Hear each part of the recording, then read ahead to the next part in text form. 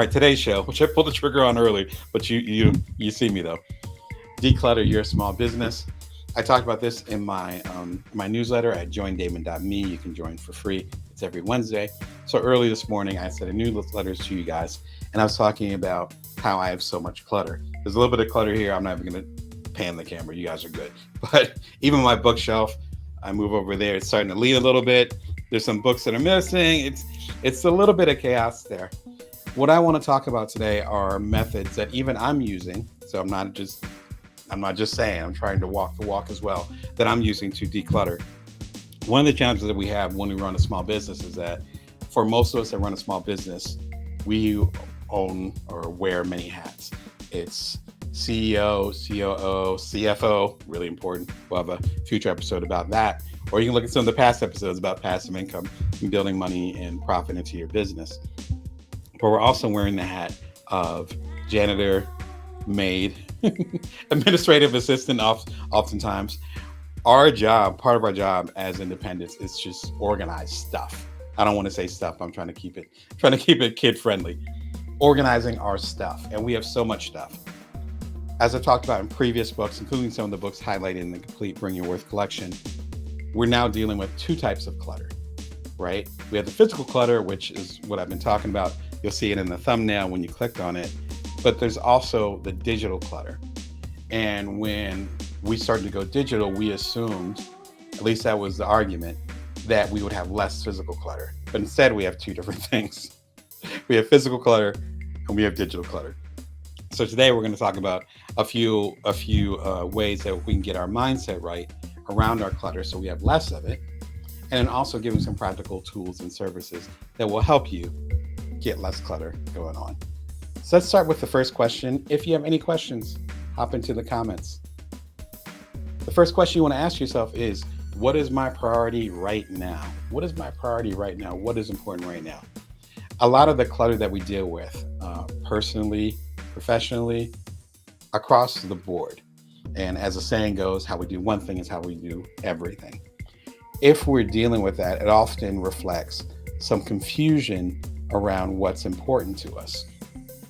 In other words, if we're saying that spending time with our kids, again, I have two kids, spending time with our kids is really important to us, but then, making up the corporate ladder is really important to us, but then maximizing our health for our age is important to us, but then again, spending time with extended family is important to us. But you see, it starts to get murky.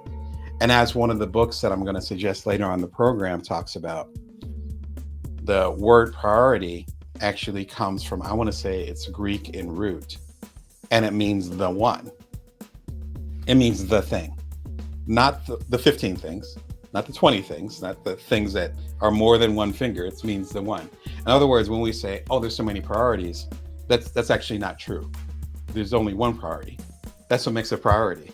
It's prior, it's one, it's the thing, right? As the popular book said, a decade and a half ago, it's the one thing. It's the one thing that we're supposed to be focused on. So often when we end up having a lot of clutter, it's reflective of us not really being clear as far as what we're trying to do or what's most important to us. When it comes to our business specifically, as far as knowing what our priority is, I found it comes down to three different things. The first thing is, where is our revenue coming from? Like, they call it the economic or financial engine. How are you paying the bills, right? Or how is your company paying the bills, more specifically? So revenue is the first thing. The second thing is service. How do you actually want to show up? Me doing this program is part of me showing up. This is me serving y'all as a community. So it's revenue, it's service, and lastly, it's demand. What are people asking? So if you understand where your revenue comes from, what's paying the bills, if you understand how you want to serve, so how are you serving people, the service, and three, if you understand the demand, what are people asking? You can balance things based on where that strongest priority is. Sometimes people are going to be demanding something that you don't want to serve in that way, but it makes sense for what they need at the moment because you're trying to get them to the next level. And there might not be as much revenue, but there's so much demand for it. Then you're like, yeah, I'm going to prioritize that. It could be revenue. This isn't exactly what I want to do, and people aren't asking for it as much, but the amount of money that's available there allows me to keep my business running. And in fact, it allows me to cushion myself for the future, and I can take bigger risks that are closer to what I want to do. And of course, there's service. I want to serve people in a certain way. The money might not be as high, and demand might not be there as much, but I believe this is serving them the best way. Using that equation of those three, it's more than two, but I only got two hands. But figuring out the balance between those three will allow you to figure out what your priority is. A lot of the stuff that I focus on right now at this moment is based on service, because there's a certain way that I'm serving y'all that makes the most sense. So I'm doing ghostwriting behind the scenes. I'm working on the show and making it more robust and more fun. I'm actually doing some other work, which I can't wait to share with y'all. But this all makes sense. And so the things that are organized or disorganized within my office should be based on that. If I'm doing a lot of ghostwriting, which I am right now, then there should be a ton of books all around the place. There should be research that I'm doing and things that I'm focusing on that are making me a better writer and communicator. That makes perfect sense because that's how I'm serving people. If there was a different type of revenue that was coming in, then everything will be organized around that particular type of revenue. And of course, if there was a certain demand that was coming from y'all as my customers or my consumers, then things will be oriented around that. I think we often get into trouble with clutter, whether it's mental clutter, personal clutter, whatever, because we don't know what to focus on. So what are you focused on? A lot of my focus has been behind the scenes. That's why I have less episodes of the show. If you notice that, I used to do like 3 or 4 episodes a week. Now I'm only doing 1 or 2 episodes because I'm doing so much stuff behind the scenes. And there's a way that I can serve you guys more by actually appearing less. That is reducing the clutter in my schedule. Go figure. All that stuff stems from me knowing what the priority is in my business at this very moment. So it's almost like taking a step back and saying, what exactly am I focused on? And is that the most important thing to do right now? In a very practical way, one way to declutter is Dropbox. Shout out to Drew. I actually met him ages ago back when we both lived in San Francisco. He's gone to amazing heights back in the day. And so fantastic company. Here's the bottom line with Dropbox if you're not familiar with it. It will actually do a mirror, which is a fancy tech term, but it will mirror what's on your hard drive. Once it mirrors what's on your hard drive, that means your files, your documents, your pictures. I got little kids, so I got lots of pictures. All that stuff, it will mirror it. When it mirrors it into the cloud, as they say, then it'll allow you to do a couple different things. Number one, you can have a backup to whatever you have on your computer. And that includes your phone as well. So I don't have my phone with me, but your phone, your iPad, whatever, tablet, whatever you got going on. So it allows you to have an automatic backup. The second thing is that it allows you to reinstate those files when you need them. So I'm pretty tough with my laptops. Shout out to Apple. I don't think it's any reflection of the quality of their laptops, but I go through Apple laptops like once, twice a year. Actually more like, I'd say every 18 months. Let's be liberal and kind with myself. But whenever you clean your hard drive, which you should do every 6 to 9 months, wipe it clean and then put all the files back on there because a lot of bugs and stuff, viruses and stuff get on there. Or you're like me, you end up getting a new device, you're gonna have to get all your stuff back on there. Dropbox makes it super easy to do that. So speaking about cleanliness and organizing the clutter on there. The third advantage is that you can actually use that backup, and I would recommend other backups as well. I have the links below for other backups I use, including one from Western Digital that I use regularly. It'll allow you to use those backups so that you don't have to have everything on your computer. And so if you have really big files, again, I have the Bring Your Worth TV show. This is episode 377. I have every single episode on my hard drives. So that adds up really quickly. You're talking about gigabytes, hundreds of gigabytes. I don't think we're to the terabyte yet, but we're getting there. Almost to the terabyte. If you're doing all this media, or if you have a lot of content, or you're working with clients that have PowerPoints and all this other stuff, or music, a lot of y'all are musicians, including some of y'all that I coach. You don't have to store all that just on your hard drive. Therefore, you can focus on whatever you're talking about. Karen, shout out to Karen, who gave a shout out on my LinkedIn when I was sharing this episode, talked about how it's easier to work with an uncluttered desktop. There's a physical desktop, but she was talking about the digital. I'm not going to show you my desktop right now because that's one of the reasons why I'm doing the decluttering episode, because I also want to do research on myself to get better at it. And what I recommend is going through decluttering every 3 to 6 months. It's my time for sure, but I'm working with so many different clients. I'm doing so many things behind the scenes. It's easy to get behind on that clutter. My whole point is that with Dropbox, you're able to have the backup, number one. Number two, you're able to retrieve those files when you get a new device, or let's say that I had a computer die a couple years ago. I was able to buy a new computer and I was up and running by the next day, literally. I had assignments I think I was working on a book. And in fact, I was working on a book. And all of it came back the next day because of Dropbox and other services. So number two, you're able to recuperate really, really quickly, recover. Number three, you don't have to keep all the stuff on your hard drive. And so as you lose hard drive space, or as you get more expansive in what you're doing, then you can go ahead and say, okay, I'm going to keep this in the cloud. I don't need this manuscript that I did in 2007. I can put that in the cloud for right now. Or I can put it on this backup. It gives you that flexibility. Therefore, it allows you to clutter a lot less. If you're not sure how to prioritize things, really, really simple trick to it. It's actually, I want to say, from Stephen Covey. I talk about it in the video. This is actually one of the first Bring Your Worth episodes, episode 71. This was 300 episodes ago. Oh my gosh. So it was one of the first. This is episode 377 right here. This is episode 71. It's like double digits. I want to say this was about 2 years ago. I remember the episode. 7-minute episode, fully recorded, so it's edited and everything. It's not live like this, but it breaks down the simple system using rocks, hence the little rock emoji over there, using rocks to go ahead and break down what your priorities are. Really simple exercise. It'll give you ideally clarity, and then you'll probably have a little bit less clutter when it comes to that.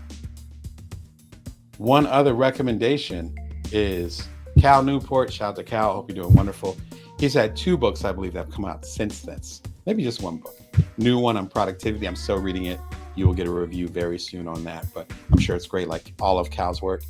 I interviewed him. It's actually at bringyourworth.tv. You just go look up Cal Newport, or you can see it in the links. When he came out with this book, right when the pandemic was starting, called A World Without Email. It talks about the history of digital clutter, how we shifted to this, even that argument that I gave at the beginning of the talk, or beginning of our show, as far as us expecting the digital world to relieve us from the physical clutter. But in reality, it just gave us 2 worlds of clutter. Man, that thesis can be applied to so many different things, including productivity, which again, Cal addresses in his new book. I had a chance to interview him again at the beginning of the pandemic. It was a great conversation. He also has little kids, so we talked about that, handling things and so forth. Again, the links are available at bringyourworth.tv. So today we're talking about how to reduce your clutter and declutter your small business. Again, as small business owners, which I am one, which I own a couple businesses, we're wearing all the hats. It's a lot easier to get behind on that. I'm entrepreneurial coach Damon Brown, coach to side hustlers, solopreneurs, otherwise non-traditional entrepreneurs. You can watch the show every Wednesday at 1:11 p.m. Pacific Standard Time, Vegas time. You subscribe for free. Hop in the comments if you have any questions or thoughts about how are you decluttering, and how do priorities play into your struggle to keep things organized in your office. Oh, I like this question. Where do you feel the most pressure? Where do you feel the most pressure? This matters when it comes to decluttering, because often our decluttering is a result of things that are incomplete, things that we want to get to or need to get to, but definitely want to get to, but we haven't done it yet. So there's one thing that's almost done, and we'll put it to the side. And we start another thing that's almost done, and then we get distracted over here. And it's like, oh, I have to do that thing too. And suddenly we have things that are at 80%, 95%, 99%, 60%. Hence my pile right over here, right out of camera shot. Not out of shame, but just it'll be too hard to tilt the camera. I'm not ashamed of it at all. But I'm part of that struggle too. And it depends on what project you have going on. And again, what is your main priority? When we feel pressure, the best thing we can do, number one, is get things off of our plate. That could be quite simply two different decisions, two different choices. We can either finish something or we can drop it. We can finish something or we can drop it. But if we're feeling that pressure, we need to get it off our plate. And once you look at it more like a dichotomy, as in like just a choice, bilateral choice, whatever highfalutin word you want to use, as soon as you look at it like that, it gets a lot faster because it forces you to think, is this a priority or is this not a priority? Is this a must to do or is this a nice to do? So that's the first part of the process. If you're feeling pressure about a certain thing, is it worth it? If it's worth it, try to find ways to get it done. If it's not worth it, then let it go. But everything can't be worth it. It's the decision. The second part of it is once we decide whether something's worth it or not, and then we go ahead and complete it or we let it go, then that actually leaves room for growth. And that's what I'm really getting at with talking about decluttering. It's not just about, okay, I don't have a place to sit, or I got too many books. Books are my thing. I got too many books, or I got too many papers, or I got too many toys, whatever your dynamic is. That's not really the thing. The thing is that you actually don't have room, psychologically or otherwise, for new things to come in. That's the quiet part said out loud. That's why clutter is overwhelming. It's not overwhelming because it's too much stuff. It's overwhelming because you don't know where to focus. That's why it's overwhelming. And so if you can decide whether you're going to follow through on something or let it go, then automatically go to number two, as far as actually making room for growth. And that could be a new shiny physical thing. It could be a new app or a piece of software that will make your life easier. It could be just a space to think and to emotionally feel a little freer. It could be all three. It kind of doesn't matter. What matters is going through the process of figuring out if it's worth doing or not worth doing. And then once you follow up on it and finish it, or you let it go, then suddenly you have that space. I've had that experience. Give a shout in the comments if you've had that experience as well. That's why my family teases me, where I definitely have that minimalist streak where it's just like, okay, it's feeling too cluttered. It's time to let stuff go. And I'm getting rid of stuff left and right. I'm giving stuff away. I'm selling stuff. It's like, it's out of here.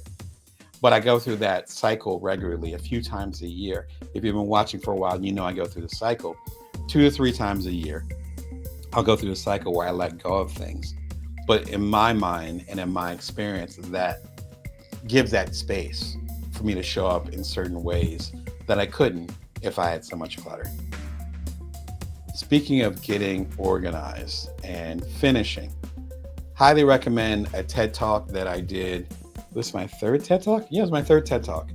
Third TEDx Talk, I should be clear. My second TEDx Talk, third TED Talk in general. And I was talking about why you should strive for good enough. Shout out to TEDx Toledo. Again, the same area where I was an entrepreneur in residence. Again, the link is below. It's above you or below you, depending on what you're watching. You can find the link. The link is in there. And if you miss a conversation at the top of the show, you can just rewind it. But I was entrepreneur in residence, I think around the time, it was right before I was entrepreneur in residence over in Toledo for Toledo Lucas Public Library. Again, I just released it from the vault of my experience there. And this talk is probably my favorite TED Talk that I've done. And it talks about the challenge of us trying to do things at such a high level, trying to be perfect, that we end up not getting things done or not completing things. And the quiet burden that it puts on all of us. A 13-minute TED Talk, I think it's worth the time. I'm biased, of course, but I think it's worth the time if you want to understand the deeper level of what clutter and incomplete things and other things mean within the context of what we're talking about today in livelihood, in your career, and in your personal life. So deep conversation, but hopefully you'll enjoy it. Be sure and check it out. If you want a practical example as far as how to get more clarity for what you're doing, why you're doing it, where you're supposed to be, I'd recommend the app Todoist. One of my favorite. I love that name, Todoist. I really do. Um, and let me go ahead and see if I can get Todoist up for y'all. Can you see it? Yes, success. Thumbs up if you can hear me. All right. Todoist, really simple app. We'll go to the features page. And obviously you can start it for free. And basic stuff. Listen, my family has 3 or 4 different calendars. My partner has her calendar. I have my calendar. We have the family calendar for our kids. And then I have other calendars for the companies that I work with. It's a lot. Some way to organize this actually helps. Trust me on this one. So this allows you to make note of certain things. So-and-so needs to be picked up from soccer practice. I have a meeting with so-and-so overseas during this thing. These are real life examples, so I'm not making this stuff up. Recurring dates or reminders. The integrations actually help a lot because if you work with apps one of my favorite apps is Calendly. Shout out to the founder. That allows me to quickly schedule coaching appointments or media interviews. When I have a book coming out, I have a podcast interview, they can just go through Calendly. It will integrate with, again, 80 plus. I didn't realize it was that many, but 80 plus different platforms. It'll just flow right in there. And then this is the killer right here. Syncs across all your devices. I was just talking about the different devices. Dropbox does the same thing. So you start to see this pattern. And then it's available on, I think, pretty much all the platforms. I don't think it's on Linux. Shout out if you know what Linux is. Other than that, I think it's on all the major platforms. And of course, browser extensions, which allows you to do different things. If you are overwhelmed with the clutter of organizing the different places you have to be, particularly if you're a parent to young kids, as I am, and you're managing their schedule because they're kids, this would be a great opportunity for you to check it out. Here are the different, but these are the major features.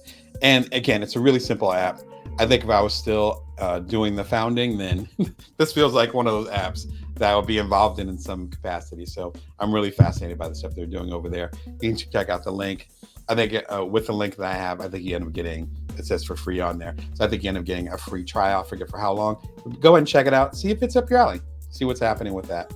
Let's go ahead and close that. There we go. Hey, look, we survived. Good job. Always tough changing screens. You fellow presenters and speakers know the deal with that. And then if we're going to talk about dropping stuff, we got to talk about priorities. We're going to talk about organizing our life based on the life we want to live. Got to talk essentialism. Shout out to Greg McEwen. Fascinating book, dog-eared, old. I think there's dust on it. Had it for a while. In fact, I think it was originally my partner's book, and then I ended up gaffling it. Shout out to you if you remember the word gaffle. But it's still in the same house, so it doesn't matter. But I think it came out probably about 15 years ago. He's done other books. Shout out to Greg, but I haven't gotten beyond this one. Fantastic book. Essentialism is not minimalism. It is not minimalism. This whole podcast, shout out to the minimalists. This whole podcast and platforms and books about that. This is not about minimalism. No. This is about figuring out what matters the most in your life, which is not minimalism. Minimalism is basically saying, I'm only going to have so much stuff, usually physical. Essentialism is saying, this is the priority. Again, this is where that Greek term priority, where they discussed this. I believe it was Greek. That I talked about at the top of the show. This is my priority. Everything's going to be built around it. That's a whole different thing. When I did my first 2 startups, I was at home with my kid from when he was 4 months old to we ended up selling the second startup right after his second birthday. So it was a good 2-year stretch. My essentialism was my kid is my priority. Everything else is going to be built around that. But that enabled me to do stuff I'm really proud of, to help take care of my family in many different ways and different resources, to show up in certain ways, even to write books around that period of time. It allowed me to do that because I knew that our first son was a priority of everything. So if it was falling apart as far as taking care of him, then everything else would fall apart. That was my opinion at the time. Still a very strong opinion. He doesn't need me as much. Even our youngest, who just turned 8, doesn't need me as much. But for those first 5 years, he and then later on they were the center of everything that I did, and everything would have to work within that. I was even entrepreneur in residence while both of them, I believe, were under the age of 5. I don't mean that as a flex. What I mean that is that I knew what my priority was. And thank God I did. Now they're older and, they're about to start middle school. It's just a different phase. But I was able to be fully present for them because I built everything around them. Now they don't need me as much. So my essentialism is a little bit different. Now it's like, no, my focus is on my family, but I'm also going to build my career, and I'm going to start ghostwriting some over here. I'm going to start this show. I started this show around the time that our youngest turned 5. That's not a coincidence. It was 3 years ago. He just turned 8. It follows that pattern. It follows that blueprint. Once they started going to school, preschool or regular or kindergarten, they didn't need me as much. That is essentialism. Greg is so honest, and it's so beautifully said in this, where he was like, I had this moment, and I do with kids. I had this moment. He's like, my priorities are jacked up. What exactly am I doing? That's where the book came from. So what exactly is the most important thing to you right now? Now that might change again over time. That's okay. But what's the most important thing right now? And what are you feeling the most pressure on?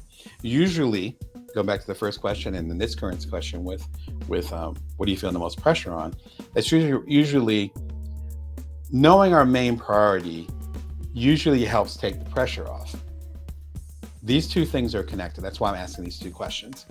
If you know your priority is over here and there's something stressful over here, you're not going to be stressing about that as much as it is over here. It's almost like a weighted focus. So when I was going through startup stress, I talked about that again in the complete Bring Your Worth collection. When I was going through startup stress, when I was going through certain challenges and issues, it was always came back to, well, is our boy okay? Oh, our kid is fine? Okay. All right, well, let's hire a lawyer for this. Okay, well, I'll do an all-nighter over here. That's fine. Oh yeah, this is not working anymore? Well, let's pivot in a different direction. Like, that made it so much easier because my main focus was on him, not on all of this. And once you start to work through that, I think it becomes a lot easier to declutter mentally, physically, emotionally. What exactly is important to you? Because then the rest of it falls to the wayside. Again, the rock example, and I'll throw that link back up again. Can't emphasize this enough. How to organize your life right now. Be sure and check out that link. If you're like, Damon, that sounds like me, but I'm not sure what to focus on, it's time to have that conversation, even if it's with yourself. Today, we're talking about decluttering. Declutter your small business. Again, as small business owners, we're wearing all the hats. All the hats. All the hats. And so if we're going to wear all the hats, that means we need to find good ways to manage it. Again, I gave some software and book recommendations. If you missed them, they're all below. I'm an entrepreneurial coach to side hustlers, solopreneurs, otherwise non-traditional entrepreneurs. Bring Your Worth TV is every Wednesday at 1:11 p.m. Pacific Standard Time, Vegas time. This is episode 337, I think. There's 336 episodes, 36 episodes well before this. So if you want some more insight, be sure and check that out. You subscribe for free. And a complete Bring Your Worth collection is available everywhere, including on this channel. If you want to listen to the audiobook right now, just click the link. Be sure and jump in if you have any questions or thoughts. Where are you feeling the most pressure? Let me know below. All right. Last question.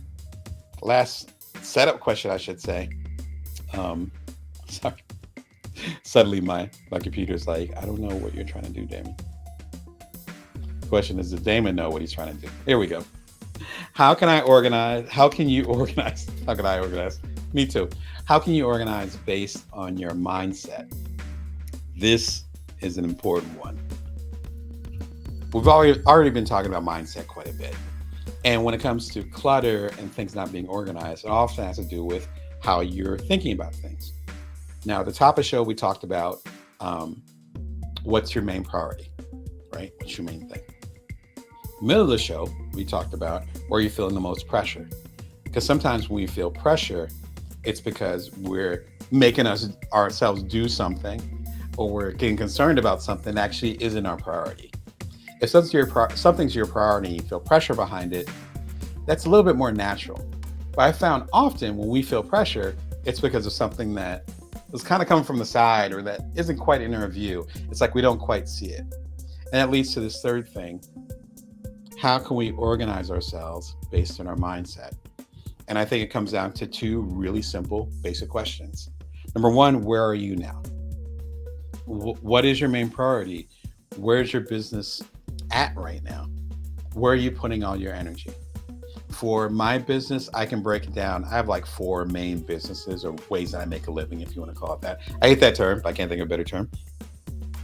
I can go and say, oh, okay, well, 10% comes from this, 20% comes from this, 55 to 60% comes from this, and that remaining chunk comes from this. But that remaining chunk is a little bit of a wild card, so I'm not going to invest in that too much as far as time and energy. The more you're able to break that down, and I write this down regularly, I think about it regularly, at least a few times a year. Once a quarter would probably be ideal. Once you break that down, then you know, again, what your focus should be on and what clutter you don't need. Again, right now I'm ghostwriting and doing a lot of things related to communication. So maybe I should have a ton of books, which I'm looking at right now. I should have a ton of books on my desk because that's been the focus since the beginning of the year as far as the main way that I've made a living and or the main way that I've been serving people. So it makes sense for me to have a stack of books. If I wasn't helping people with their books or their communications, then me having a stack of books here wouldn't quite make sense because that's not where my focus should be. So the first thing is figuring out, where are you now? Where is your business leading you? How are the percentages broken up if you do multiple businesses or services or products like I do? The second part, which you can probably guess, is where am I going to be 6 to 12 months from now? So if I know that I'm going to go from having 1 to 2 episodes of the bringyourworth.tv right now, and then a year from now, I want to have 5 episodes a week, which is a lot. I'm not planning on doing that, but I've done crazier things. But let's say I'm going to 5 episodes a week, say exactly a year from now. Then I should already be organizing my office to make sure that my lighting is in a stronger position. The lighting's getting weird because spring has sprung, so it's a little hot here in Vegas. So this lighting's a little weird. So it's like, well, maybe I'll get better lighting so it's better year round. And then maybe instead of me doing the editing myself, maybe I'll go ahead and get an assistant or whatever, because I know I'm going to be ramping it up. If I ramp it up, that means probably more money will be coming in based on it. So I'll sell more books, more ancillary items, maybe even make more money directly from the show. And so if that's the case, then I should really bring a virtual or physical assistant to help me with this. And that will help with the declutter. Like, do you see what I mean? Once you go to that, you say, this is where I'm at now. This is where I'm going to be 6 to 12 months from now. Do I need all this? Or more importantly, what is the stuff that I need? The rest of it I can give away. Or if you want to be really visionary, you say, okay, I'm going to be in this place 5 years from now, but I don't need to read this book right now. I'm going to be in this zone 3 years from now, but do I really need this contract right now? No. Well, why don't I get a file cabinet and put it away? Because I don't need it right now. That's the emphasis of this episode, that we're kind of circling around that, is that it's not a matter of things not being needed. It's not like the stuff that you held onto or the stuff that's building up that clutter is worthless. It's more like not all of it is valuable right now. Is it all valuable right now? Probably not. So we need to figure out what percentage is valuable and important right now to your business and maybe even to your livelihood, and what part isn't. You might not need it anymore. You might not need it until, again, 3 to 5 years from now. In either case, either throw it away or put it away. That's it. If it helps you run your business, keep it. If it's not, throw it away or put it away. That's my take on the big Marie Kondo energy. You know she was going to come up during this episode. All right. One app that I think works really well with having a discussion, particularly with the physical, is something called Shoeboxed. Again, I love these app names. App names are hard to do. I can speak from experience. Man, they're hard to do. There we go. The number one, I didn't realize it was number one, receipt scanner app, loved by over 1 million businesses. You notice they don't say people, they say businesses. If this joint existed when I first started, then, my office clutter would have been a lot cleaner. With the years, now I can say decades that I've been in business. Really simple. Turn your receipts into data for automatic data extraction. In other words, it will go ahead and read your stuff. And then it'll turn that stuff into digital numbers and words. And once it turns into digital numbers and words, you go and put into whatever software you want or save it on Dropbox. You see the thread here? The Dropbox link is below if you happen to miss that part of the conversation. For expense reporting, if you have a corporation, whatever, tax prep, we just got out of tax season here in America. Might as well get started on next year. And of course, so much more. It's really simple. Let me go and give you the features. But there's really not a whole lot to it. Get paper off your desk and into action. That's it. And they have an app as well as a a website. What's the thing I'm talking on a website? And as you can see, it translates and works well with Gmail and other things where it's automated. I have one of my favorite apps is called TripIt. It's TRIPIT. Old school app. I think it's been old school for apps. It was on like the original iOS, I think. So when the iPhone first came out. So I want to say it's been around for like at least 10 years, maybe 15. And what TripIt does is that if you're booking a particular flight, I use Delta myself. So if you're booking a particular flight, you can go ahead and send the email, or it can coordinate with your email once you get the flight information, and then it'll save it all within the app. It'll let you know if there's a delay or if flight gets canceled or whatever. It usually works faster than the airlines contacted me. And I used to travel a lot, guaranteed. It was crazy. I'm waiting on the tarmac. I get a buzz and TripIt is saying, hey, there's a delay to Pittsburgh. Sorry. Why don't you look at some other flights? And then it'll be like another 20 minutes on the tarmac. And then it's like, there's your captain speaking. And they tell us that, of course, there's a delay or a cancellation. It's happened to me numerous times. I bring that up, shout out to TripIt, but I bring that up because this is similar to that, where it's kind of taking out, the lack of a better term, the middleman, so that it could just be coordinated. So you go out to dinner. I live in Las Vegas, so you take a client out on the strip, and you go and you have a meal that could be coordinated so that that receipt, once you get on your credit card statement or whatever, will be coordinated with Shoebox, and then they'll go and organize it for you, which is perfect for tax time. Again, we just went through tax time here in America, and every year it's like, okay, how am I going to organize this? This will help you on your way. It works with Xero, it works with QuickBooks and other ones. We're going to get to that in a second. But that is Shoebox. I like the platform quite a bit. Be sure and check it out.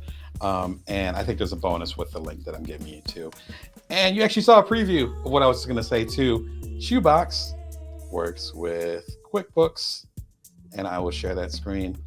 If you have a small business, you're probably already familiar with QuickBooks quite a bit. There we go. Oh my gosh, see? Try for 30 days, which is part of my link. And QuickBooks essentially will be like a virtual accountant for you. Not a CPA, big difference. Right? It's not going to get into the deep tax stuff and get stuff organized in that way, but it will help you declutter, whether it's receipts, particularly if you tie it with Shoebox. You see the pattern here, organizing your receipts, getting stuff out of your office and into a digital platform. And even in recent years, they actually work with tax prep folks. I want to say H&R Block and some other folks where you can actually file your taxes through there. My business has gotten big and to the point, and of course I have a family now, so we actually have a person that prepares our taxes. Because my business is at that point, my wife has her own stuff going on. Like, it's just a lot. You got kids, it gets a little bit complicated. But if you have a small business, a side hustle, as I started off, QuickBooks was my go-to for probably the first decade of me having a freelance and independent business. Might have been longer than that now I think about it. Number one, you can actually file through there, which you could not do back in the day when I was using them. Number two, they actually are using AI now, which is different.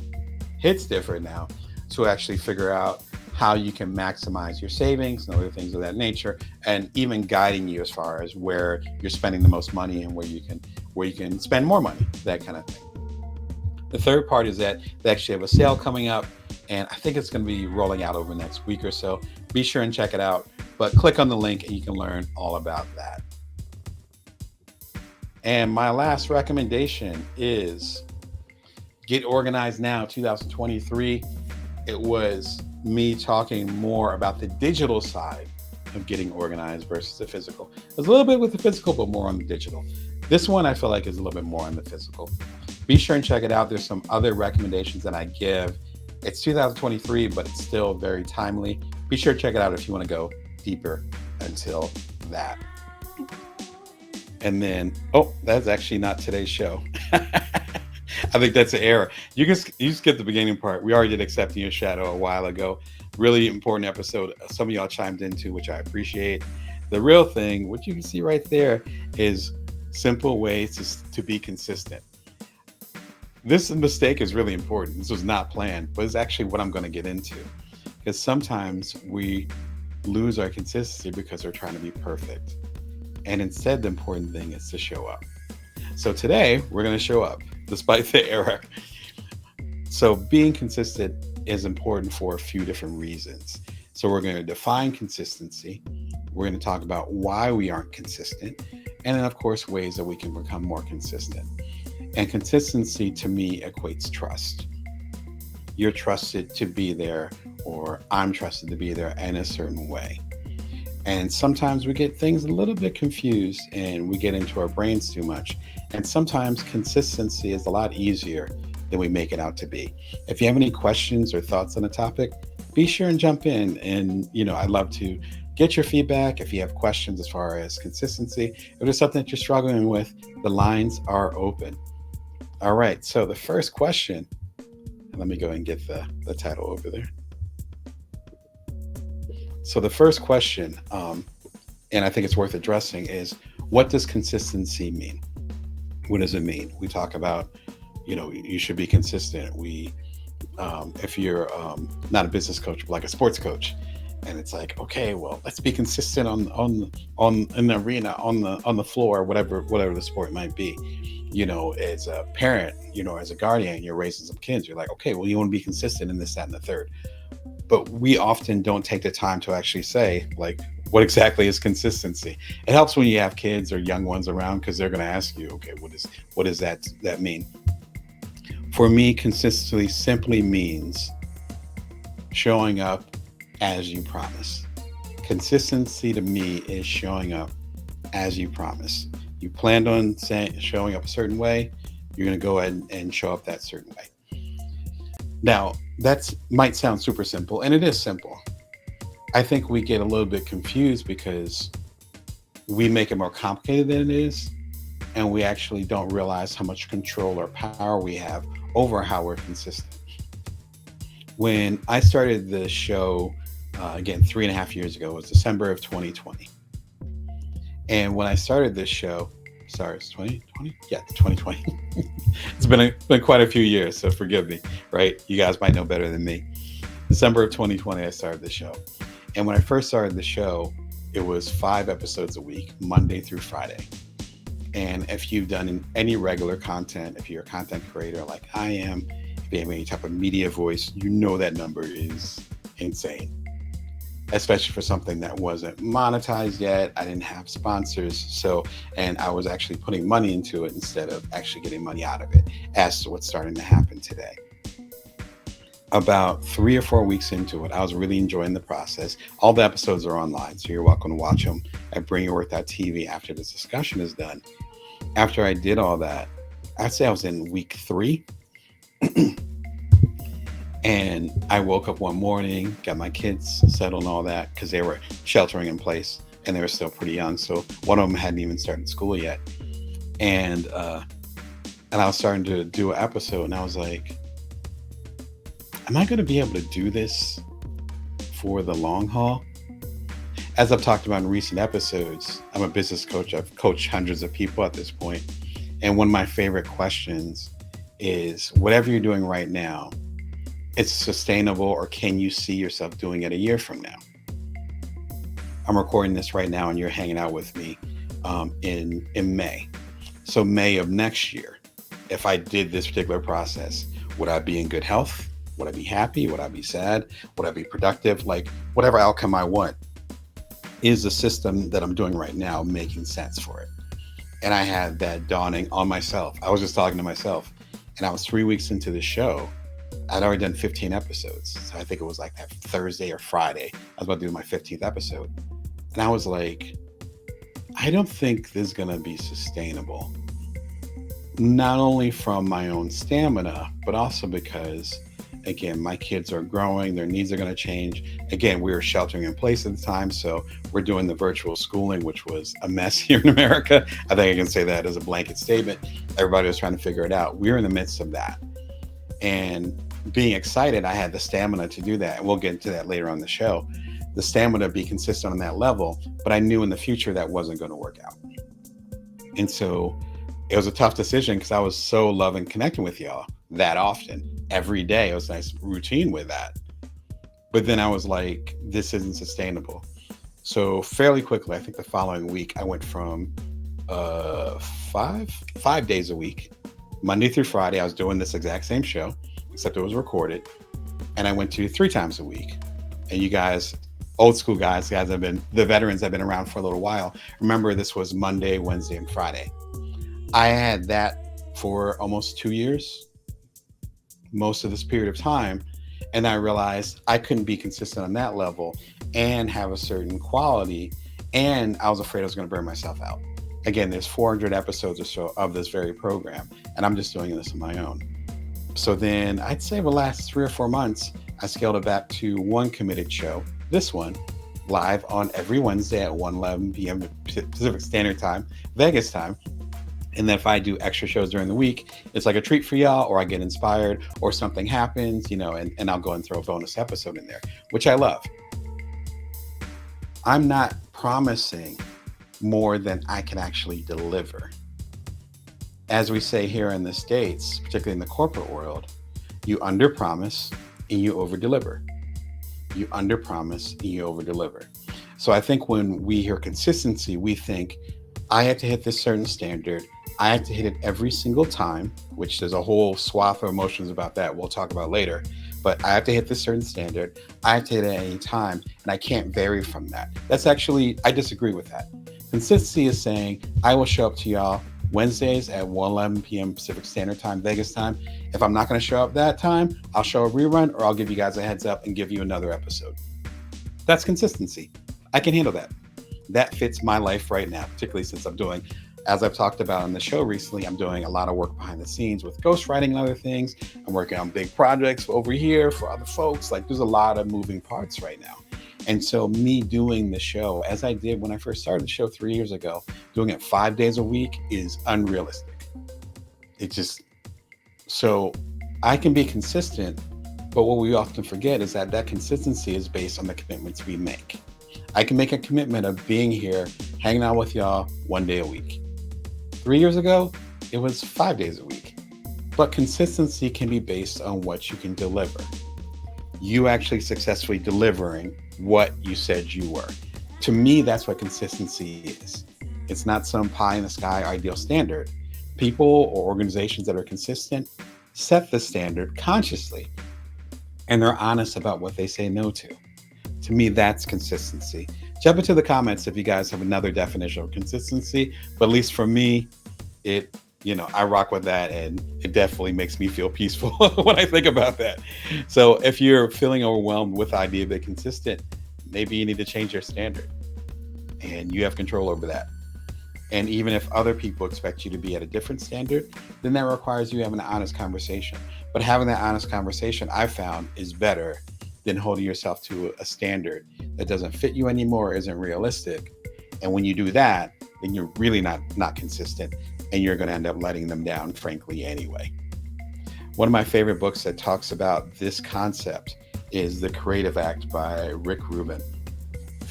So you can tell it's got worn out, got dog ears, it's got some watermarks, probably courtesy of my kids, that's my guess. But it's a beautiful, beautiful looking book. It weighs a couple pounds. It's well done. And it's really, really simple. Rick Rubin, best known as the co-founder of Def Jam, which was one of the first, definitely the first major mainstream all hip hop label. The first hip hop label would probably go to Sugar Hill. Shout out to Sylvia Robinson, back around the time I was born.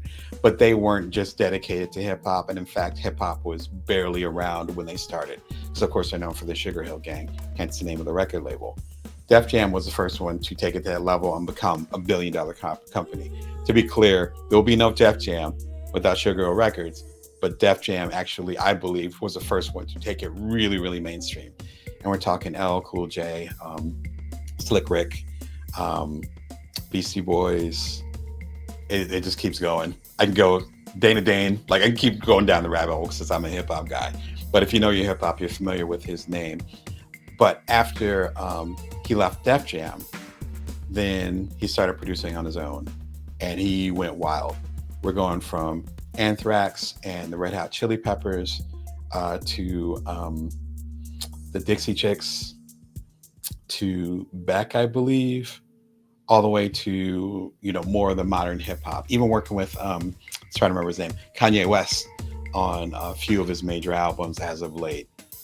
And the spectrum is wide. So we're talking about a guy that's been at the forefront of creativity for 40 years. I want to say Def Jam was 1982, 83. So what does that make it? Just over 40 years. So let's say 42 years. This is his first book. And if you know anything about his work, he tends to be relatively reclusive. And so for him to put it in here, it's great. What I love about this, and yeah, he does practice different meditations, as you can tell. If you know your Buddhism and other things like koans, Koans, like what this represents. But it's almost like the creativity and the idea as a circle. Our main purpose is to be creative and to listen to those beautiful voices, whether you call them muses or inspiration, whatever, take your pick. But our thing is to show up regularly for it. That's our main intention. Shout out to Stephen Pressfield and another wonderful book behind me on my shelf, The War of Art. Similar concept. And so it's filled with little chapters. I'm trying to find one that's not tore up. It's like, you can tell I was getting into it. But we're talking about like 1-page chapters, 2-page chapters, very short, talking about how you can show up regularly creatively, not creative, regularly creative. Creative means something else here in America, but regularly creatively. This is important because so many of y'all that I work with, so many of y'all that are watching the channel are trying to create something. Not just the artists and musicians and the writers like myself, but you're trying to create something out of nothing. As I said in my book, Bring Your Worth, you're creating something out of nothing. If you're doing that, you are making a creative act. Hence the name of it, a creative act, a way of being. We're all doing the same thing. Otherwise, we wouldn't be sacrificing our time or energy or putting our effort into making the world a different place. Like, we wouldn't be doing that. You wouldn't be watching the show. So with that inspiration within you, you have to be consistent to make sure that it continues to flow. He talks about consistency in there. It's a really good book to kind of go ahead and sit with and play with. An episode from probably about a year and a half ago on the Bring Your Worth show is the best way to reach your goals, a step-by-step guide. It sounds intimidating, but the episode, I rewatched the episode recently because I think it's about 100 episodes ago, and it's only like 20 minutes long, but it's 3 different steps based on three different episodes from earlier in the show that talk about goal setting and being realistic with it, which again touches on what we talked about today, and finding a way to be consistent. Because if you're going to reach certain goals, you're not going to say, well, hopefully not. You can't just say, I'm going to be a billionaire, or I'm going to be a best-selling author, or whatever that big goal is. I'm going to be the best parent in the world, however you want to frame it. You can't just do that. It actually requires milestones. All right, so if I'm going to be the best parent possible, then that means that I need to know myself better, because how I treat my kids is often reflective of my own level of emotional intelligence and my own, if you want to get psychological for a second, my own level of self-regulation, and how I'm able to organize and not control, but understand my emotions. And that's going to affect all my relationships, particularly with my kids. Okay, well, then it starts with that. It's like, well, how do I learn about myself more? Okay, well, let's take a step back. Well, how can I do that? And then you keep going backwards and backwards.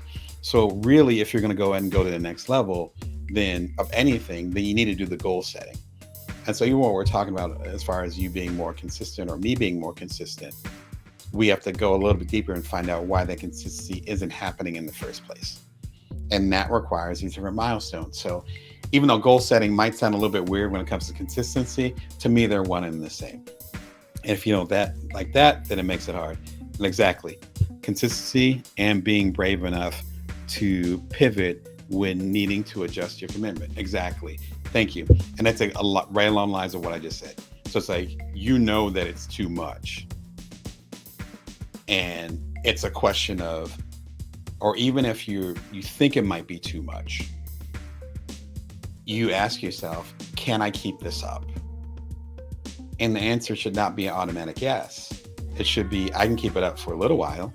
Maybe that's your consistency. Maybe you do a show like mine, or a project that's in your realm, and you say, I can do work on this project for 3 months, and then the project is done. Wherever it's at, I'm going to ship it. I could say, hey, as soon as I hit episode 400 later on this summer, then this show is done. Thank you. And that's fine too, because I showed up consistently based on who I am and what I have available at the time. But it requires that kind of honesty. And thank you for the comment.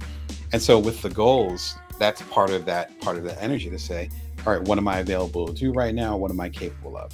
That's really important. And then a recent episode, actually an episode that came out, again, also around a year ago, but I highlighted recently on the show, is Brene Brown on how to slow down your business without losing it. And I talked about this, I want to say a couple of episodes ago. It might have been the slowdown episode from last week. So the link is right below. I just mentioned the episode, but the episode that ran a week ago, not a year ago, a week ago, where Brene Brown realized she was burning out. And then she was like, I need to shut things down for the rest of the summer. And so the preparation she went into doing that, but also the reason why I know she was burning out and that I know that she took a break was because she told us. And she had, as a beautiful, social media post, I think she had some newsletters too that came out, said, hey, I'm going to take a break because I'm done. I'm juggling 2-3 different podcasts. I have a new book that just came out. I think Atlas of the Heart that just came out, which is her latest book, all that stuff. She's like, I need a break. I'm going to lose myself in this. So she took a break. And, similar to the comment, it's like, if you know that you need to pivot, then one of the best things you can do is actually be honest about that. But to be honest about that, you have to be honest with yourself. Because how can you communicate that you're pivoting, or that you're too much, or that you're overwhelmed to somebody else if you're not honest and have a clear line of communication with yourself to do so? Big food for thought there. Again, thanks for the comment. All right, so today we're talking about, what are we talking about? My technology is like, hey, we're not moving that fast. We're talking about not accepting your shadow. That was a couple weeks ago. We're talking about simple ways to be consistent. And part of being consistent, again, is being willing to make mistakes, and also being able to reel back your commitments based on you being able to show up consistently for them. Sometimes it's too much, and we have to be willing to admit that to ourselves before we can actually support that. At the end of the day, all we're talking about is relationships, because when it comes to consistency, you can be consistent for yourself, but where really the rubber meets the road is making commitments to other people, because they're ideally going to hold you to it. So how can you hold yourself to that too? That leads to the next question. Why aren't we consistent? It's like, I want to be consistent. I want to show up for people. I want to show up for myself. I want to hit the gym every day. I want to go ahead and be the best partner possible. I want to go ahead and get this book done, whatever it is. It kind of doesn't matter, whatever that thing is for you. And it might be like, yeah, and I know for some reason I'm really motivated and then suddenly I'm not. Now, there's psychological things to it. There's different ways that our brains work, right? So there's no blanket thing where I can say, this is how you stay motivated. If someone's saying, this is the ultimate key to motivation, it works for everybody, then don't believe them, because people are motivated in different ways. People are motivated by different things. What motivates you isn't going to motivate me, and vice versa. So I think it's important to get it out of the idea of motivation and more like, what is the block that's preventing you from being a little bit more consistent in these things that, if you have a painful feeling around it, you must really want to do them. And I found that there's two major ways that two major reasons why we aren't consistent. The first one, and I kind of implied this early on in our conversation, is that we take on too much, and we say we're going to do this, and it's this big ideal pie in the sky. There's a scientific term for it that I used to hear a lot when I was younger, and I'm not going to quite get it right, but basically saying, in ideal circumstances, this is what's possible. If you frame it like that, and you're adulting like I am, then you can quickly realize that whatever goal you're going after and how you're trying to be consistent might not work. Because if you're an adult, even if you're a kid, your circumstances are rarely going to be ideal. Now, if you're in a quote unquote good environment and you have you're in a certain bubble because you're a kid and you got a safe, emotionally safe, physically safe household and all that stuff, then you're going to be, uncomfortable sometimes, but you're gonna have way more elbow room, and chances are you're gonna be in that ideal environment more. But if you have people dependent on you, if you are an adult, if you have to make money for a living, if you have to take care of your housing and your health insurance on stuff, there's way too many dynamics to be in that ideal situation all the time. I have a friend that has way more kids than I do. I want to say they have 5, maybe 6 kids now, which, is already making me get more gray hair here just thinking about that. Blessings to the kids that I have. And this wonderful thing that they said a while ago was that they don't wait for the perfect day, because let's just say 6 kids, odds are very strong that one of the kids was going to be having a bad day or a bad moment in any day of the week. And the odds are a little bit less, but chances are that 2 of the kids are going to be having a bad day. So odds are 2 out of 6, 1 out of 3. And me having kids, those things are probably related because one probably did something to the other or vice versa. I digress. Again, if you're a parent, you understand what I'm trying to say. And so the thing is that how can I have an amazing day or create these things that have the elasticity, the pivoting, as the comment said earlier, the pivoting, the elasticity, the flexibility, just when, and it's not being negative, when something doesn't go as planned. It doesn't have to be something that's bad, just something doesn't go as planned. As we go into adulthood and further into adulthood, I'm middle-aged now, the stuff we don't have under our control actually expands, probably because there's more that a responsibility that we have and more people that are dependent of us until we reach older age. With that in mind, whatever you consider to be consistent about, whatever your goal is, I'm going to show up and do this thing every day. Well, that's under ideal circumstances. When a circumstance that you don't foresee happens that is not ideal, and it could be good or bad, whatever. There's plenty of lottery winners that are miserable. So I'm not trying to put good or bad on it. It's just something that you were not expected that changes the circumstance. Once that changes, are you going to be flexible enough to rock or move to that direction that's better? With the higher goals or with the taking on too much, however you want to frame it, some of that comes from not wanting to let other people down.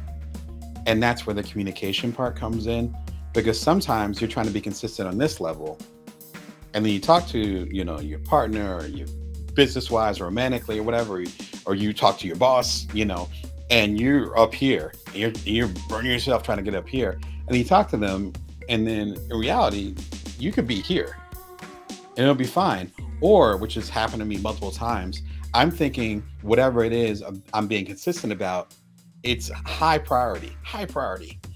And then I talk to whomever it is or the organization, and it's not even a priority for them. But this other thing over here is a priority. And they'd rather I try to be consistent about that than this thing over here that I've ballooned well beyond what they actually needed. And frankly, what my resources are. And so once you get into the flow of that, you realize where you might be taking on too much.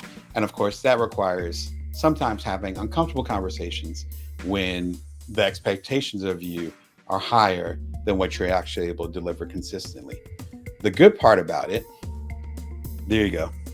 Yeah, you have to make sure that those expectations meet. Thank you.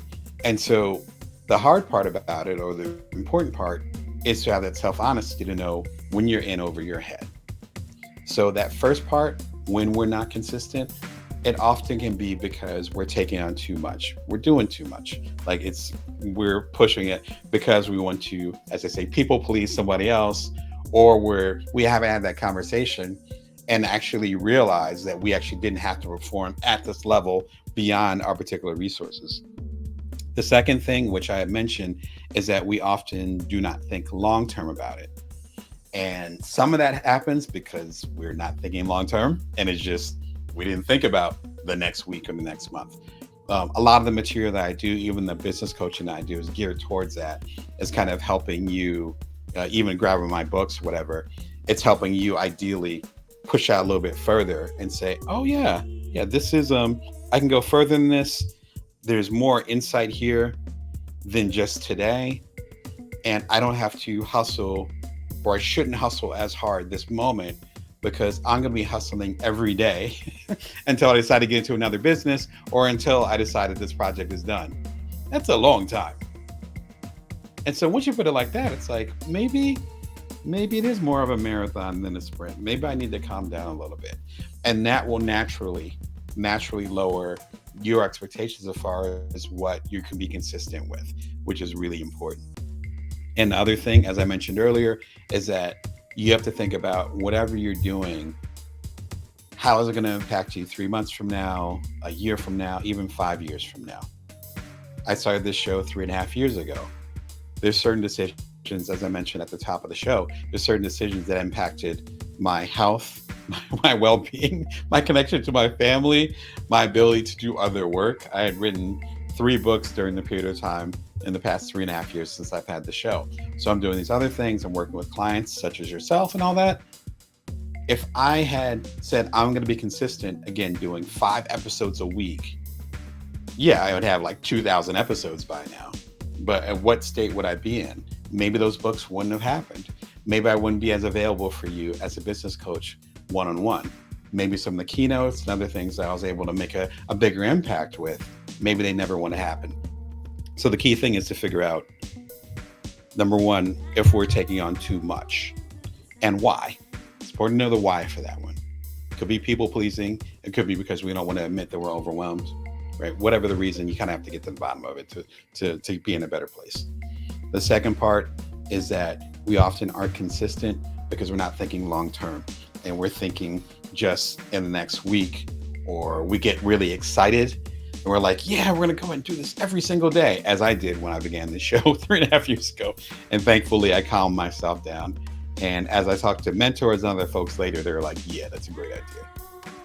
Maybe you can do the episodes a couple times a week or once a week. There's some folks I know that do a podcast episode, shout out to y'all, like once a month.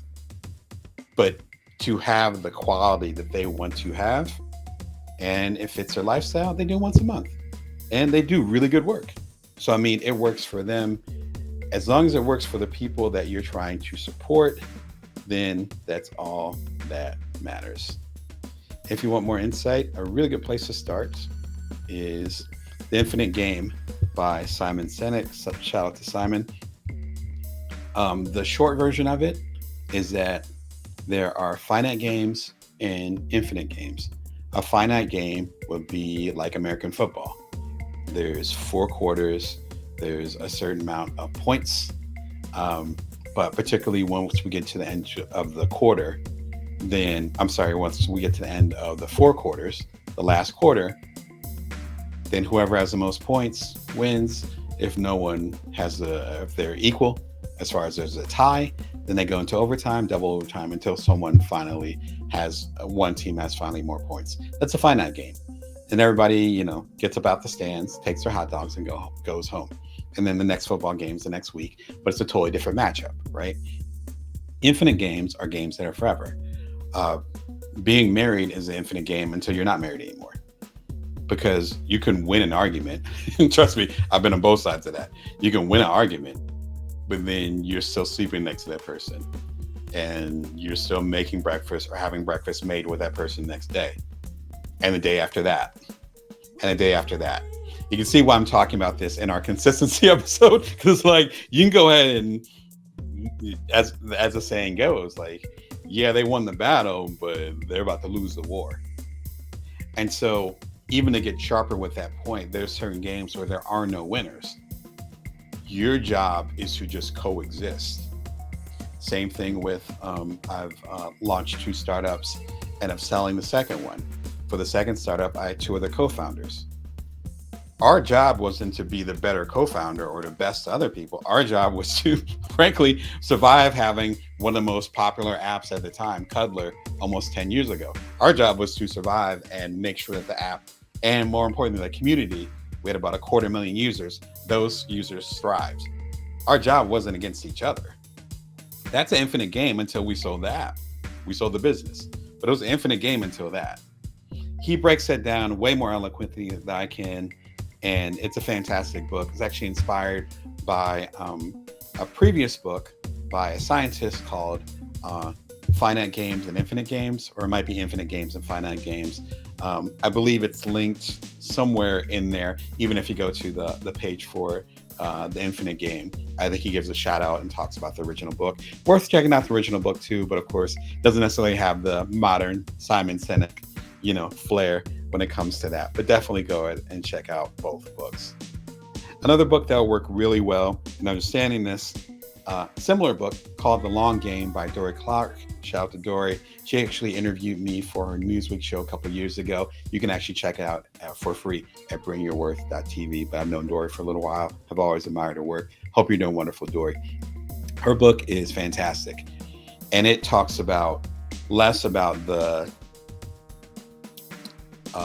business strategic part of that infinite game, which is more Simon's area. And she addresses that, but I found it's more interesting on the relationship part of it. Not intimate relationships, but just literally your relationship with your customer, how you treat them, how you're building up trust over time. You'll notice there's certain words I keep using during this episode about consistency, and it's trust, it's relationships, it's commitment. All those different things play into consistency. Consistency builds trust. I think that's the main argument with Dory's book. Consistency builds trust. And on trust, all these other things can be built. Your business can, and I would argue should be built on that. Your livelihood, as far as bringing money in, is built on that. Your recurring customers, your 1,000 true fans, as Kevin Kelly would say. I have a video on that too if you want to go to bringyourworth.tv. As Kevin Kelly would say, the 1,000 true fans, those folks that will support you no matter what and want to contribute to your work. That all comes from consistency. That's what this book is about. Again, fantastic book. Be sure and check it out. If you want to go a little bit deeper as far as why you might not be consistent with things and where those blocks are, be sure and check out a recent episode, How to Know Yourself More, a beginner's guide. And it's a few major concepts, including that recent live about your shadow, as far as you getting the tools you need to know yourself better. And as many folks have said, psychologists, sociologists, even armchair folks like myself, if you don't know yourself, then you don't know how you're going to show up. If you don't know how you're going to show up, then it's really hard to build trust because other folks don't know which one of you is going to appear. And that's real talk. Hell, you might not even know which one of you is going to appear. Because once we're out of those ideal situations or things get weird or wacky or you get uncomfortable, then stuff might come up and suddenly you can't be consistent because you're busy dealing with your own baggage or drama. That's not a judgment against you. We all have it. Literally all of us have that. The question is, how are you going to process that? You see my shirt, get you a therapist, whatever works for you. You go ahead and you process that.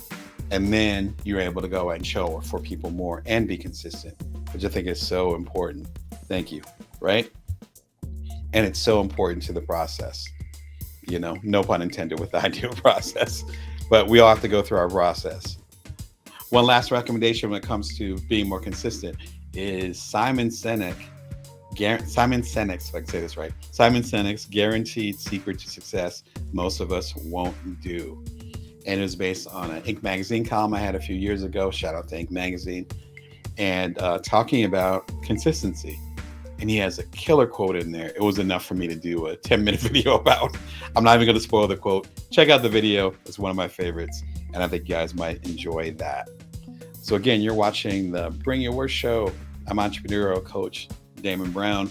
I'm here at your service as a side hustler, solopreneur, or otherwise a non-traditional entrepreneur. Happy to support. Bring Your Show is every Wednesday at 1:11 p.m. Pacific Standard Time, Vegas time. You can subscribe for free.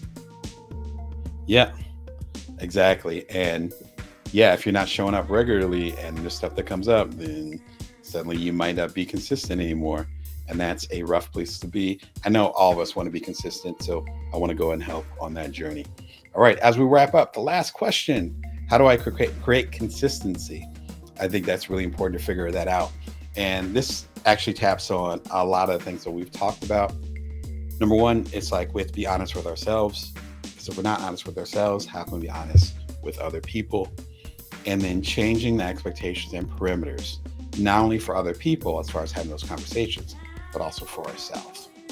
And we might see ourselves as being able to smash it, kill it, hustle, 110%, whatever, every single day.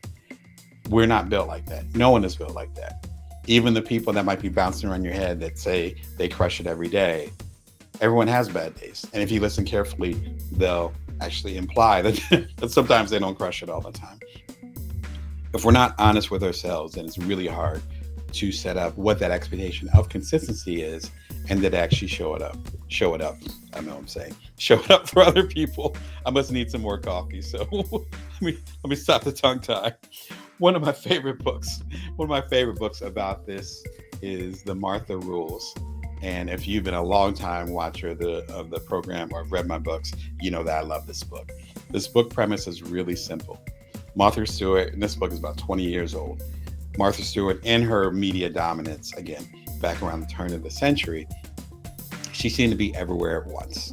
She would create something and then she'd be on Sirius Radio, which was really popping at the time. It was new. She'd be on Sirius satellite radio, and then she'd have our magazine that would come out. I think it was every week. Like, it was insane. And of course, like, she had a team and a staff, but the secret to it is that she would find one particular topic, or a team would find one particular topic, and they'd find 500 ways to express that topic.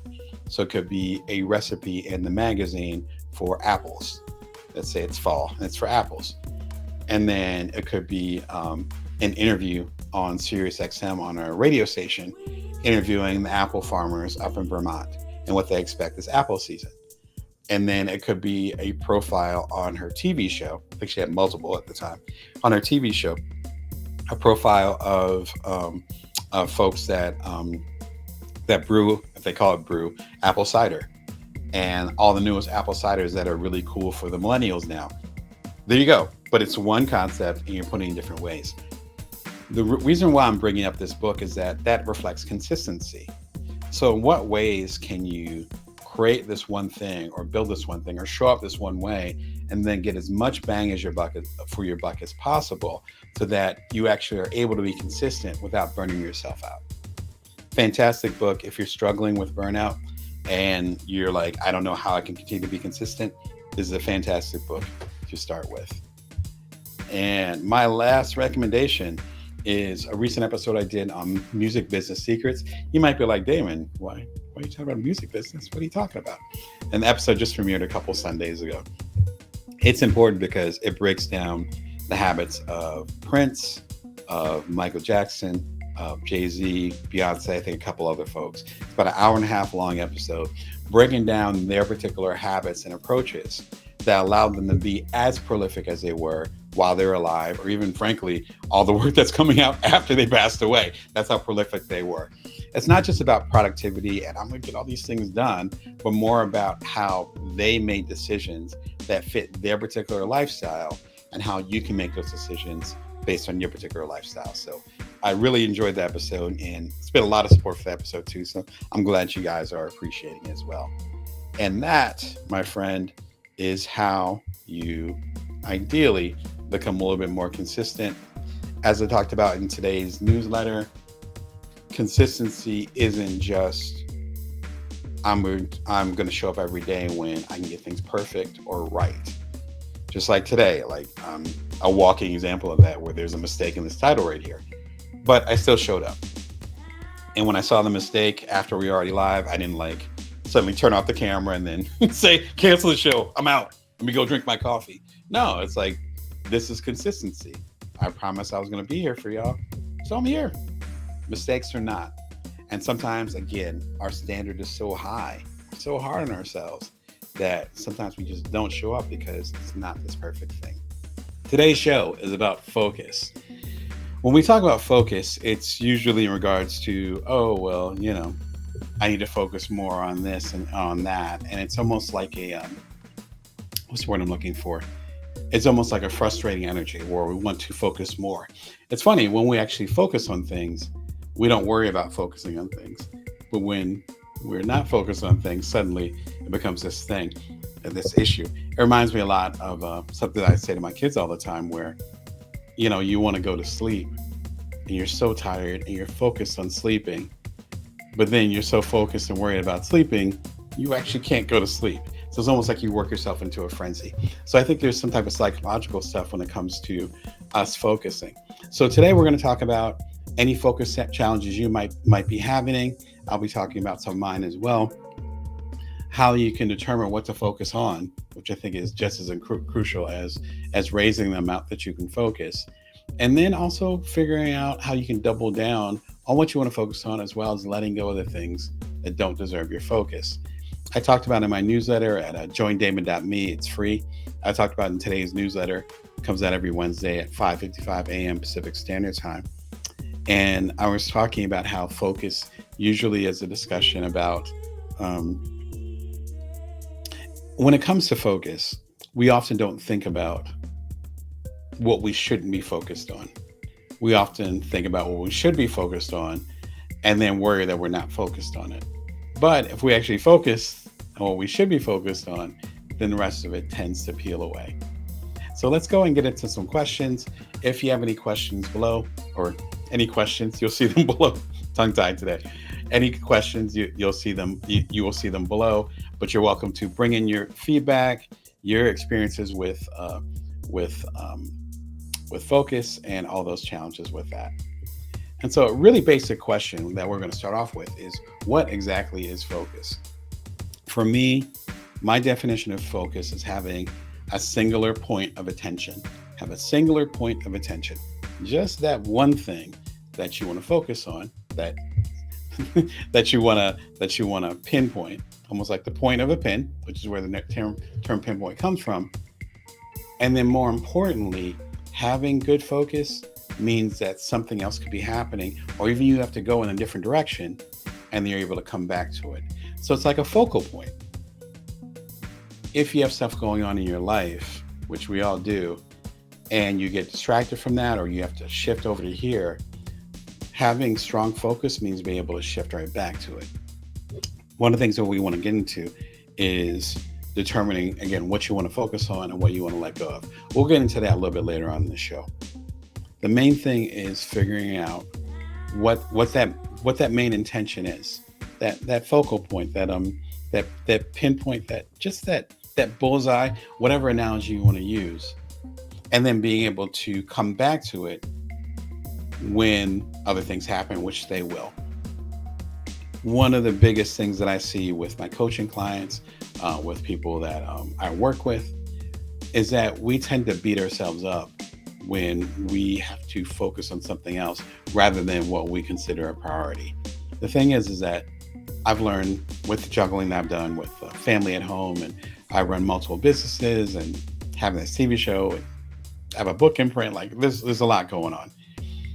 The real power comes in actually forgiving yourself or even letting go. Might not even be forgiving, letting go that you're going to be focused on that one most important thing 100% of the time. Or even, I would argue, 80% of the time. Most of the time, there's going to be other stuff going on and we'll need to let go a little bit. But the main thing is to come back.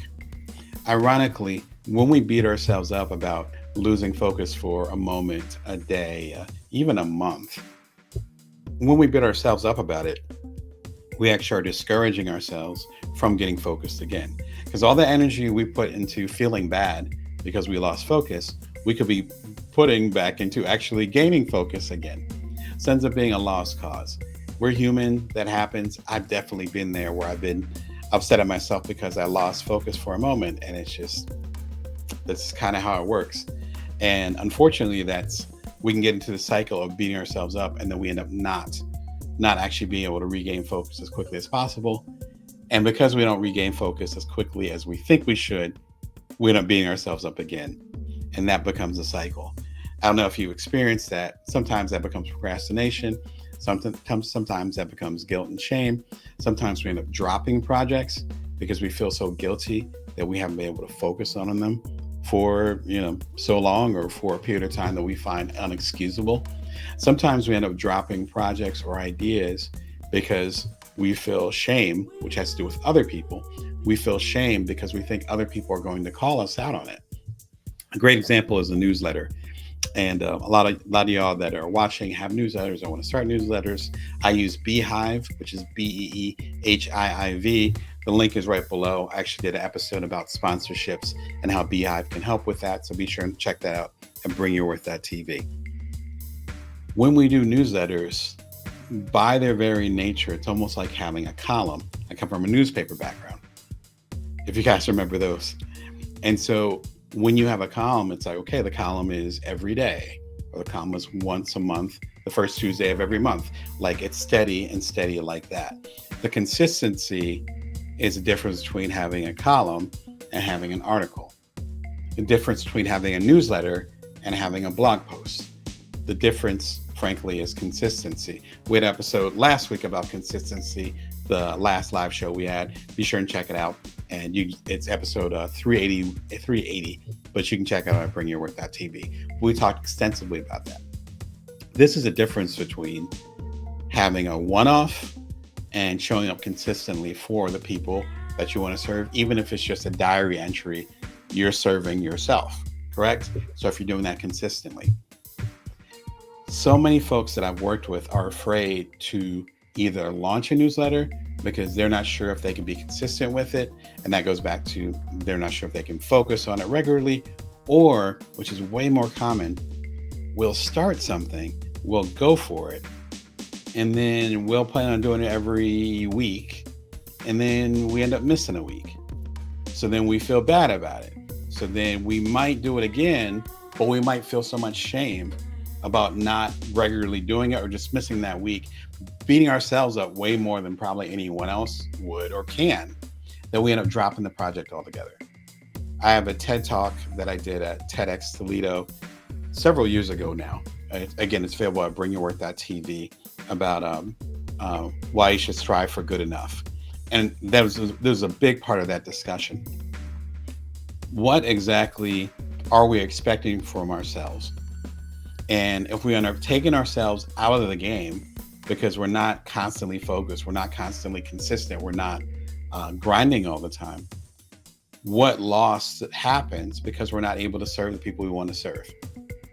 There are weeks, days, even it was a month or so where I wasn't able to do the show because of personal stuff going on. I had some health issues. It's just life. It's kind of how it works. Imagine if I felt so much shame where I was like, I wasn't focused on Bring Your Worth TV. I just did reruns. I was still doing reruns. I was just doing reruns. I feel so much shame because I haven't been live in a month or two. This sucks. I should just quit. I literally wouldn't be talking to y'all right now. So navigating those times where you're not able to maintain focus, I would argue is just as important as figuring out what you want to focus on. Because if we don't deal with that guilt, shame, or whatever we might be feeling because we missed a step, then that means we're not going to show up. If we're not going to show up, that doesn't do anybody any good. Off my soapbox. Thank you for listening. But it's such an important thing. And I see it with my coaching clients all the time. If you end up losing focus for a second, you got to give yourself some slack. We're not meant to focus all the time. In fact, that's another idea, another way of looking at focus is that it's a concentrated moment of time where you're just singularly on one thing. We're not built to focus all the time. That's not how human brains are built, not how human bodies are built. We're actually built for variety. And so that intense focus takes a lot of emotional labor. If you're doing something creative, it takes a lot of energy because you're concentrating your mind. Give yourself some slack. And in fact, you might be able to even concentrate and focus more if you go ahead and soften up a little bit. And that's okay too. The game isn't going anywhere. Once you get your focus back, get back in the game. Drop the emotional baggage related to it as much as possible.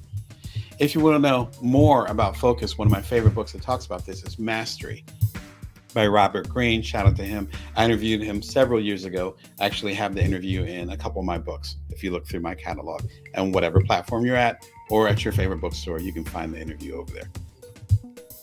He's known for a fantastic book you probably heard of called 48 Laws of Power. That book is intense. I talked about it in recent episodes. I think I might have even done an episode about it back in the day. Definitely have talked about it in my books. And I interviewed the interview with Robert Greene. Some of that is actually my book, Career Remix, as well, now that I'm thinking about it. This is the follow-up to that, essentially. Like the real follow-up. There's other books, but it's like the real follow-up. And Mastery is him looking at, I want to say a dozen, doing a deep dive into a dozen, maybe a dozen and a half different experts in particular fields and explaining and breaking down how they got there. Like, what's their process?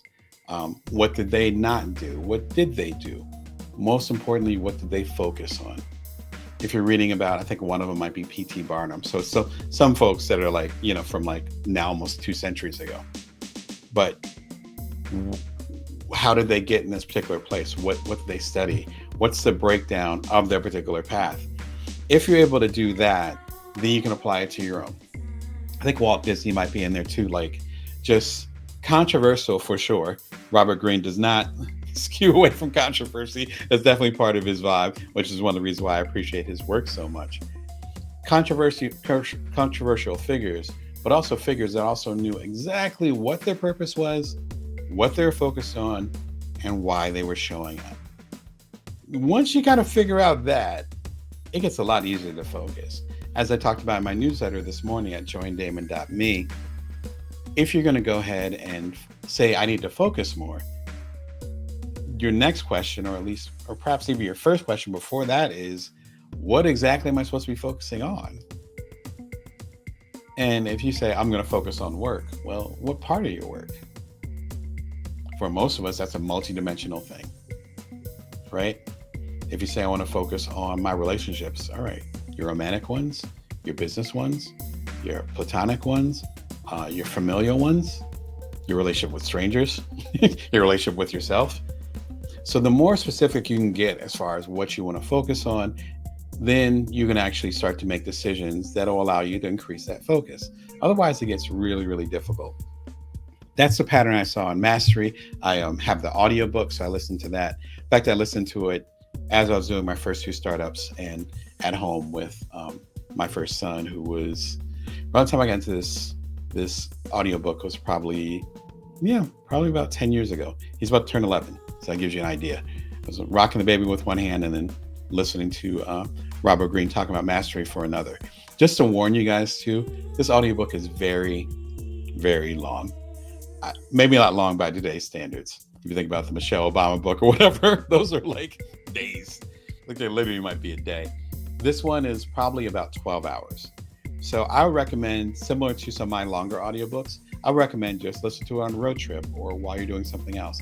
Ironically, focusing on something else, you'll start to see a pattern as far as the success of the people that he talks about and how focus plays a really big part in what they do and what they don't do. If you want more insight as far as from this show specifically, check out my episode, How to Power Up Your Focus. It's another live show. This is actually one of my first live shows. I want to say this is episode 382. I want to say this is like episode 100. So this is a long time ago, so you see I have a different haircut, a little bit less gray hair. So it's quite a throwback. But I talk about all the different tools you can use to focus. It's actually a deeper dive in some ways to this one, because here I'm talking about focus in general. With that one, I'm actually talking about literal tools that will help you focus. And hopefully that'll get you to where you need to go, or at least help you elevate your focus a little bit. Again, you're listening or watching. Just talking about podcasts, so that's on my brain. You're watching Bring Your Worth Show. My name is Damon Brown. I'm an entrepreneurial coach to side hustlers, solopreneurs, otherwise non-traditional entrepreneurs. Catch the Bring Your Worth TV show every Wednesday at 1:11 p.m. Pacific Standard Time, Vegas time. My latest book is The Complete Bring Your Worth Collection. It's about 105 here. So if you see me drinking a lot, that would be why. I'm not going to tell you what I'm drinking. All right. If you have any questions or comments, feel free to throw them into the chat. So it's like, all right, I know I need to focus, and I know I don't have much focus, but what should I focus on? Such a crucial question. I feel like this is actually, as I said at the top of the show, might even be more important, or at least equally important, to determining that you need to focus more. Because you can have all the focus in the world, but if you're focused on the wrong thing at this moment, or focus on things that are important to you, then it kind of doesn't matter. I found that focus, or what you should focus on comes down to three big ideas. The first one is the most effective action. What is the thing that's going to be like a hot knife through butter? This is going to have the biggest impact. In the book, The Power of Habit, by Charles Duhigg. I've mentioned it a few times when I talked about consistency. And again, in the last live episode last week, he talks about certain things that are keystone. And I won't get into the details. You can watch some of the earlier episodes about habits and consistency. Again, last week's episode was great on that. A keystone is basically one thing you can do that's going to affect everything else. If you wake up earlier in the morning, then maybe that'll allow you to get to the gym, or to meditate, or to spend more time with your family, or to get more work done before the phone starts ringing and the messages start. So that could be a keystone habit. You just wake up an hour earlier. So that's what I mean by focus. One of those things you can do is the most effective action. This is effective. This is going to have the biggest impact. Another way you can say it, biggest impact. The second thing is the best long-term decision or solution. So if you're focused on retirement, then you're like, okay, my focus is to save $1 a day. And maybe you're really young. So it's like, maybe over time, you put into a nice little account that has some interest in it. And if you know anything about compound interest, that $1 a day, that's $365 a year. Over 10 years, that's, three or four stacks, as they call it, or 3,000 or 4,000. And then that continues. And then a few decades in, suddenly any other compound interest hitting. That's a long-term thing you can focus on. So the first thing is the most effective action, what's going to penetrate things to the core. The second thing is the best long-term action. What's the actions, the focus I can do today that's going to have really nice results, and I'm going to be proud of my past self for making this decision. And the third one, which often ends up driving us, is the strongest, most passionate action. What am I most excited to do? Sometimes we can feel a way about that, because it's like, well, these 3, 4, 5 things over here need to get done. But this thing is really talking to me. This thing, I really want to do it. I stay up all night, or I'm up early in the morning, or I can barely sleep because I really want to work on this particular thing. I want to focus on this particular thing. This is a double-edged sword because a lot of what we hear is, okay, well, these are the things you need to do, so you should do those first. Just get out the way. As I say, eat the frog, start with that, all those things. But this one thing that drives you, think about this. This one thing that drives you, that you're passionate about, that you would do it for free. Some of us even pay to do it. That thing. How much energy do you get from that? How much fulfillment? How much momentum? How good do you feel when you accomplish this one thing, when you focus on this one thing, and then suddenly you're able to tear through all these other things? So you kind of have to weigh this out. So the three things that I find as far as determining what to focus on, it either could be your most effective action, the thing that's going to have the biggest impact. It's going to be the best long-term action, what you're going to be happy about in the future that you started doing today. And lastly, the thing that you are most passionate about, that thing that you would do without being told by anyone. You don't need the outside stimulation. You don't need money. You don't need acknowledgement. You don't need a threat. You just do it. And you do it because you love it. What you should focus on can be a balance of those three, or it could be one of those three extremes. But I think it should fall into one of those categories at minimum. Because otherwise, why are you focused on it? If it's not going to have the biggest impact or significant impact, not necessarily the biggest, if it's not going to have a significant impact, if it's not going to have long-term effects that you're going to be happy about, and it's not something that you're passionate about and that you would do anyway, if it doesn't fit into one of those three categories, why should you focus on it? That would be my criteria as far as if you're saying, Damon, I don't know what to focus on. That would be the criteria for me. And it's like, okay, if it fits to one of those things, then we're good to go. That doesn't mean that there won't be a conflict, obviously, right? Because there's going to be very few things that fit all three of those categories. Me doing this show, again, making it meta, no Facebook, but making it meta, this show, I'm almost 400 episodes into hanging out with you guys. I can barely get it out of my mouth. I'm so proud and excited about it. But me doing this show for the past 3.5 years, it hits all three. And if you hit all three, please focus on it, because then that's one of those rare things. There's too much work that goes into doing this show. There might be too much work going into some of the stuff that you want to do or that you're interested in, but you're not interested in it on that level where you're willing and able to focus on it on that extended period of time. Use that process and hopefully that scale of the three. Is it something that's going to be, if it's something that's going to be the most effective action, biggest impact, is it going to be the best long-term decision, something to focus on? And or is it going to be the thing that you're most passionate about that you would do anyway? If it doesn't fall into one of those three, it might not be something that you want to focus on.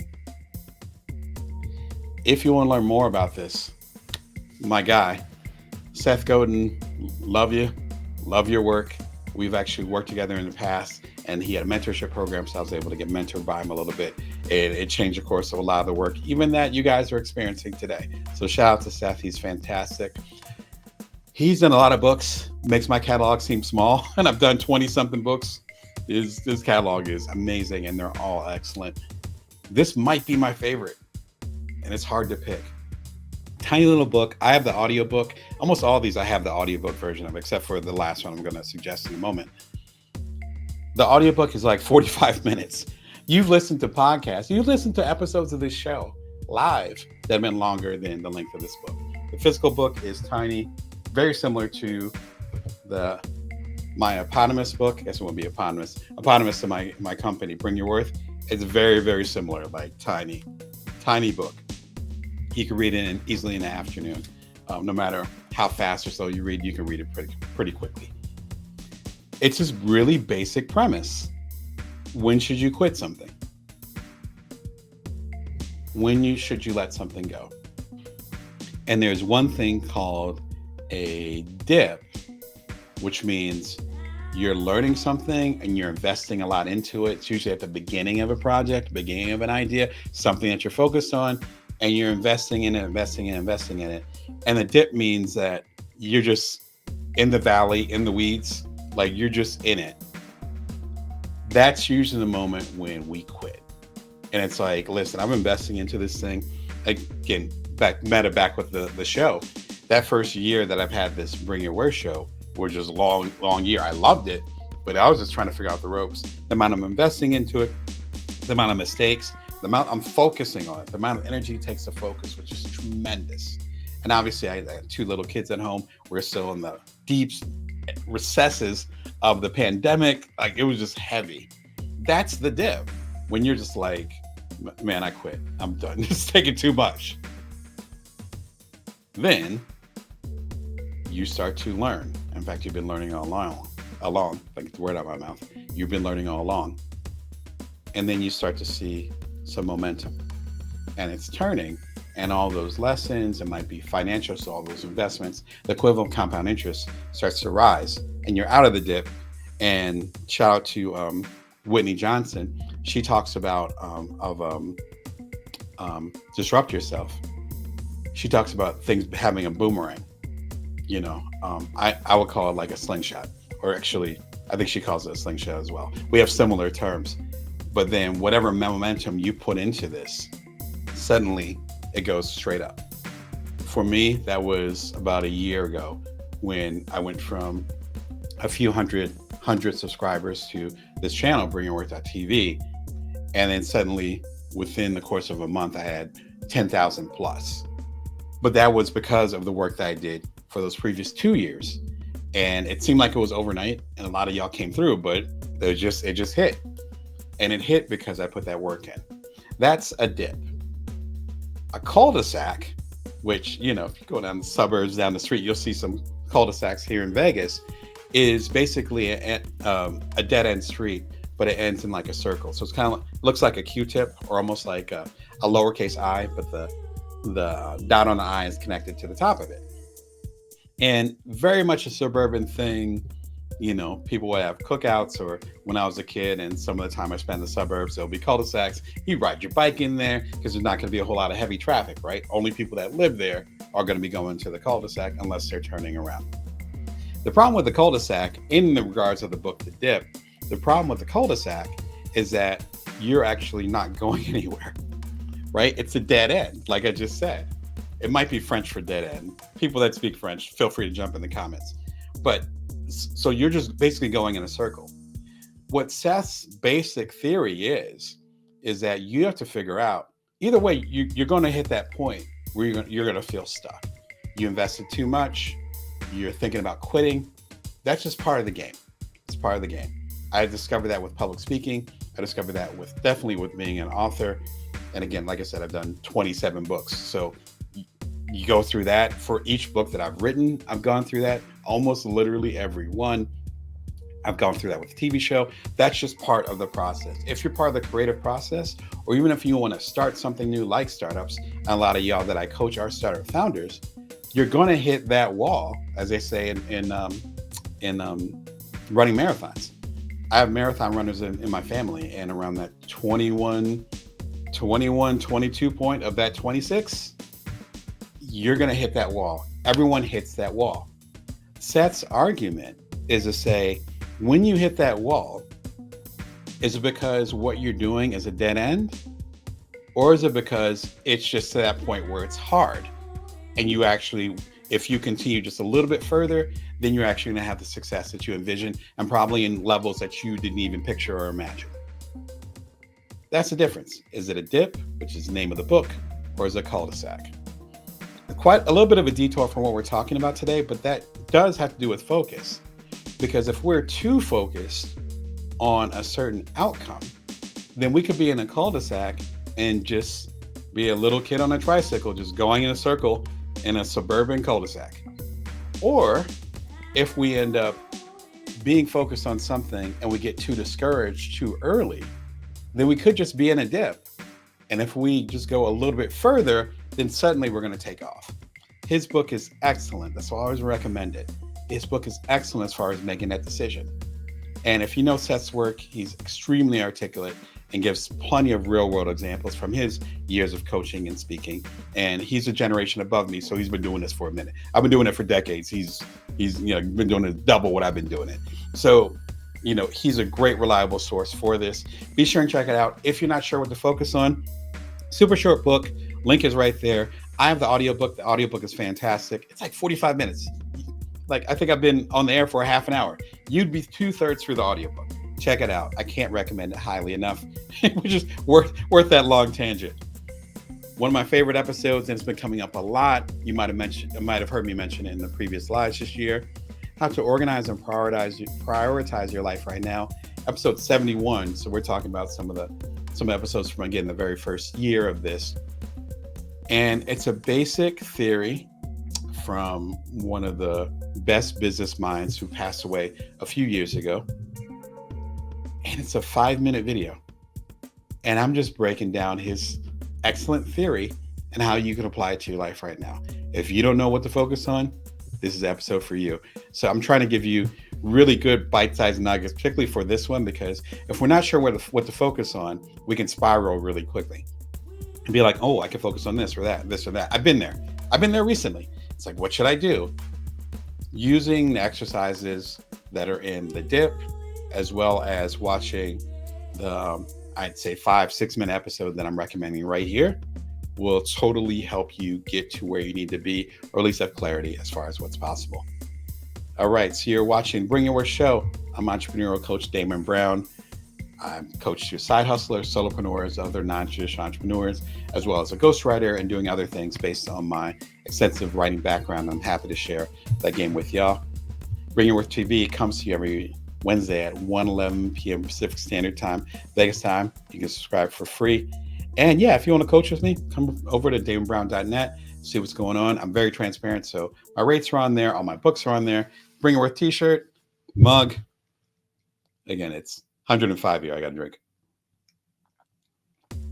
With a mug and all that stuff, I'm happy to serve you and help you in any way that I can beyond you subscribing and checking out the show. If you have any questions or thoughts, or where are you struggling with your focus, and are you feeling like that you have a hard time figuring out what to focus on, jump in the chat. If you've had experiences or know certain tools that have helped you figure out what to focus on, throw that in the chat too. I'd love for you to be part of the conversation. And the $1 million question, how can I focus more? A lot of the work that I do, particularly in my earlier work, as far as my business books, going back to, again, The Bite-Sized Entrepreneur, which came out about 8-9 years ago now, is focused on focus. And that's one of those tenets that tends to come out in my work. And this is like that big question. How do I focus more? When I was doing my startups, it was me and little guy. And my partner had a traditional job. And so I'd be at home with him all day. And from when he was 4 months old which is when I started my first startup, to when I sold my second startup around the time that he turned 2. And I remember having those moments wishing I had books like the books I ended up writing. I had mentorship or other folks who were in a similar situation as me, because you can't, or you shouldn't just say, well, I'm a stay-at-home dad, so I'm just going to focus on my work. Well, your kid needs you. Well, okay, I'm just going to focus on my kid. Well, you don't want your career to atrophy, and your purpose is beyond just being a dad. That's fantastic purpose, but it's beyond that. So it ended up being a constant balance, as Natalie Nixon would say in her book, The Creative Leap. It was the balance between wonder and rigor, between exploring different ideas and then actually finding ways to implement them. The wonder of, hey, can I actually be a founder while having a baby at home? And the rigor being, well, let's find out, but these are the constraints to it. That's what we get into when we talk about how can I focus more? Because when you ask those questions, when I was asking those questions, again, back when I became a dad 10 years ago, when I'm asking those questions, it's really saying, I want to double down on particular things, but I'm just not exactly sure how. 2 different things can actually help you on that journey. The first thing is to actually make a decision. What is the priority? When our first son came, then he was a priority. Then our second son came shortly after I sold my second startup. And then They became the priority. By the time our youngest started going to school, excuse me, around the time he's like 4 or 5 and he started going to school. When that transition happened, then suddenly it was like, okay, like my son just turned 8. I started this show 3 years ago when he was turning 5. It all adds up. It's not a coincidence. Looking back on it, it's like, oh, of course that makes sense because they didn't need me as much. That's what I mean by figuring out what the priority is. Once you figure that out, then it's a lot easier to focus because that will be the second step.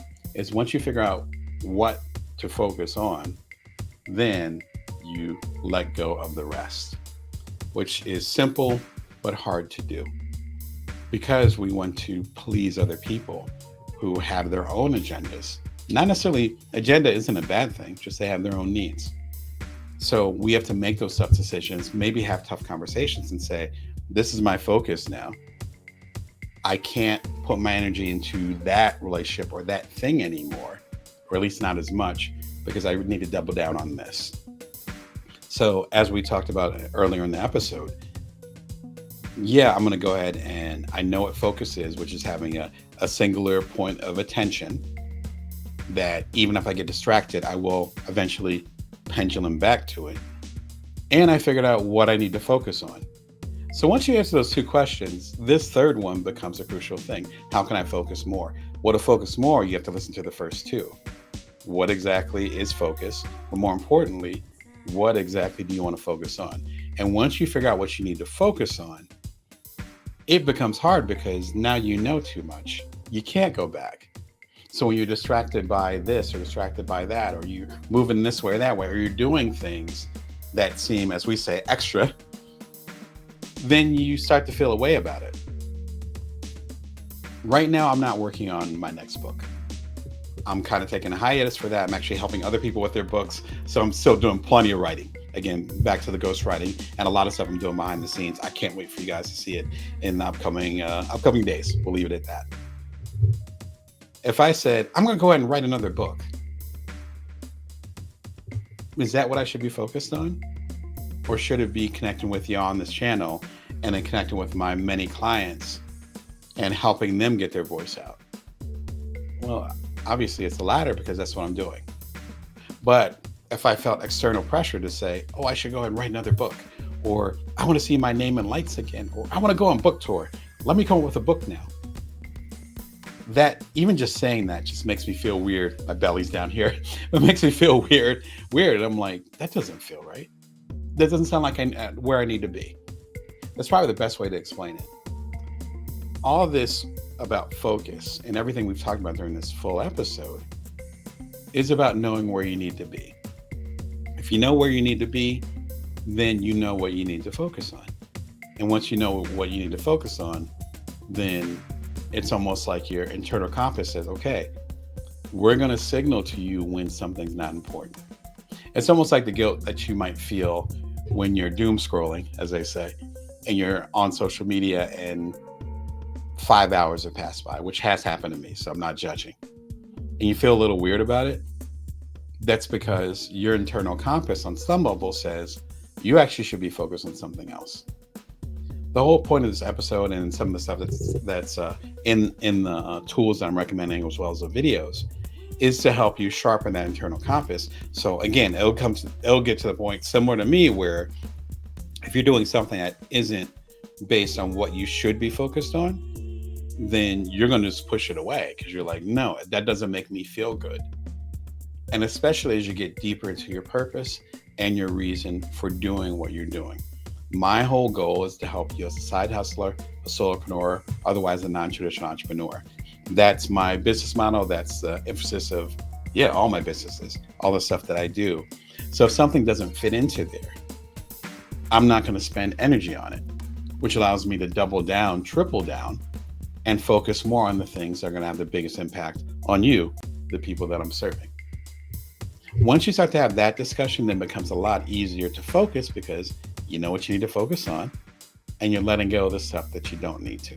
And once you start to let stuff go, like I'm not on most social media, that's on purpose because then I can put all this energy into serving you in ways that are best for you versus just hanging out in the online forums. Food for thought as you think about focus. One of my favorite books on focus. Where is it? There it is. And rarely talked about book two. It's called Subtract by Leedy. I believe that's how you pronounce the first name. Shout out to Leedy Klotz. Fantastic little book. And it's about how to let stuff go. Let me get the subtitle because I love the subtitle. Subtract, the untapped science of less. As we say less. Fantastic little book. It basically talks about, and they're a fellow journalist, so they're going around the world. I believe it was in some international places as well, looking literally at the science of doing less and how that ends up being more quite literally productive and insightful rather than just going all over the place. So because there's a little bit more focus, then we're able to do more. Just like, reiterating what I said before. The book looks thick, but it's actually a really quick read. I want to say it's it's 250 pages. I read it in a series of days. Fantastic stuff. Shout out to Leedy. But it's a really good tool as far as figuring out how to start letting stuff go. You might see the pattern here, whether we're talking about mastery, which is about how these mostly American icons double down and then becoming masters of their time. Whether we're talking about Seth Godin and his book, The Dip, and then letting things go, or learning to keep things and double down on particular things, or with the book Subtract, where when you realize you need to let things go,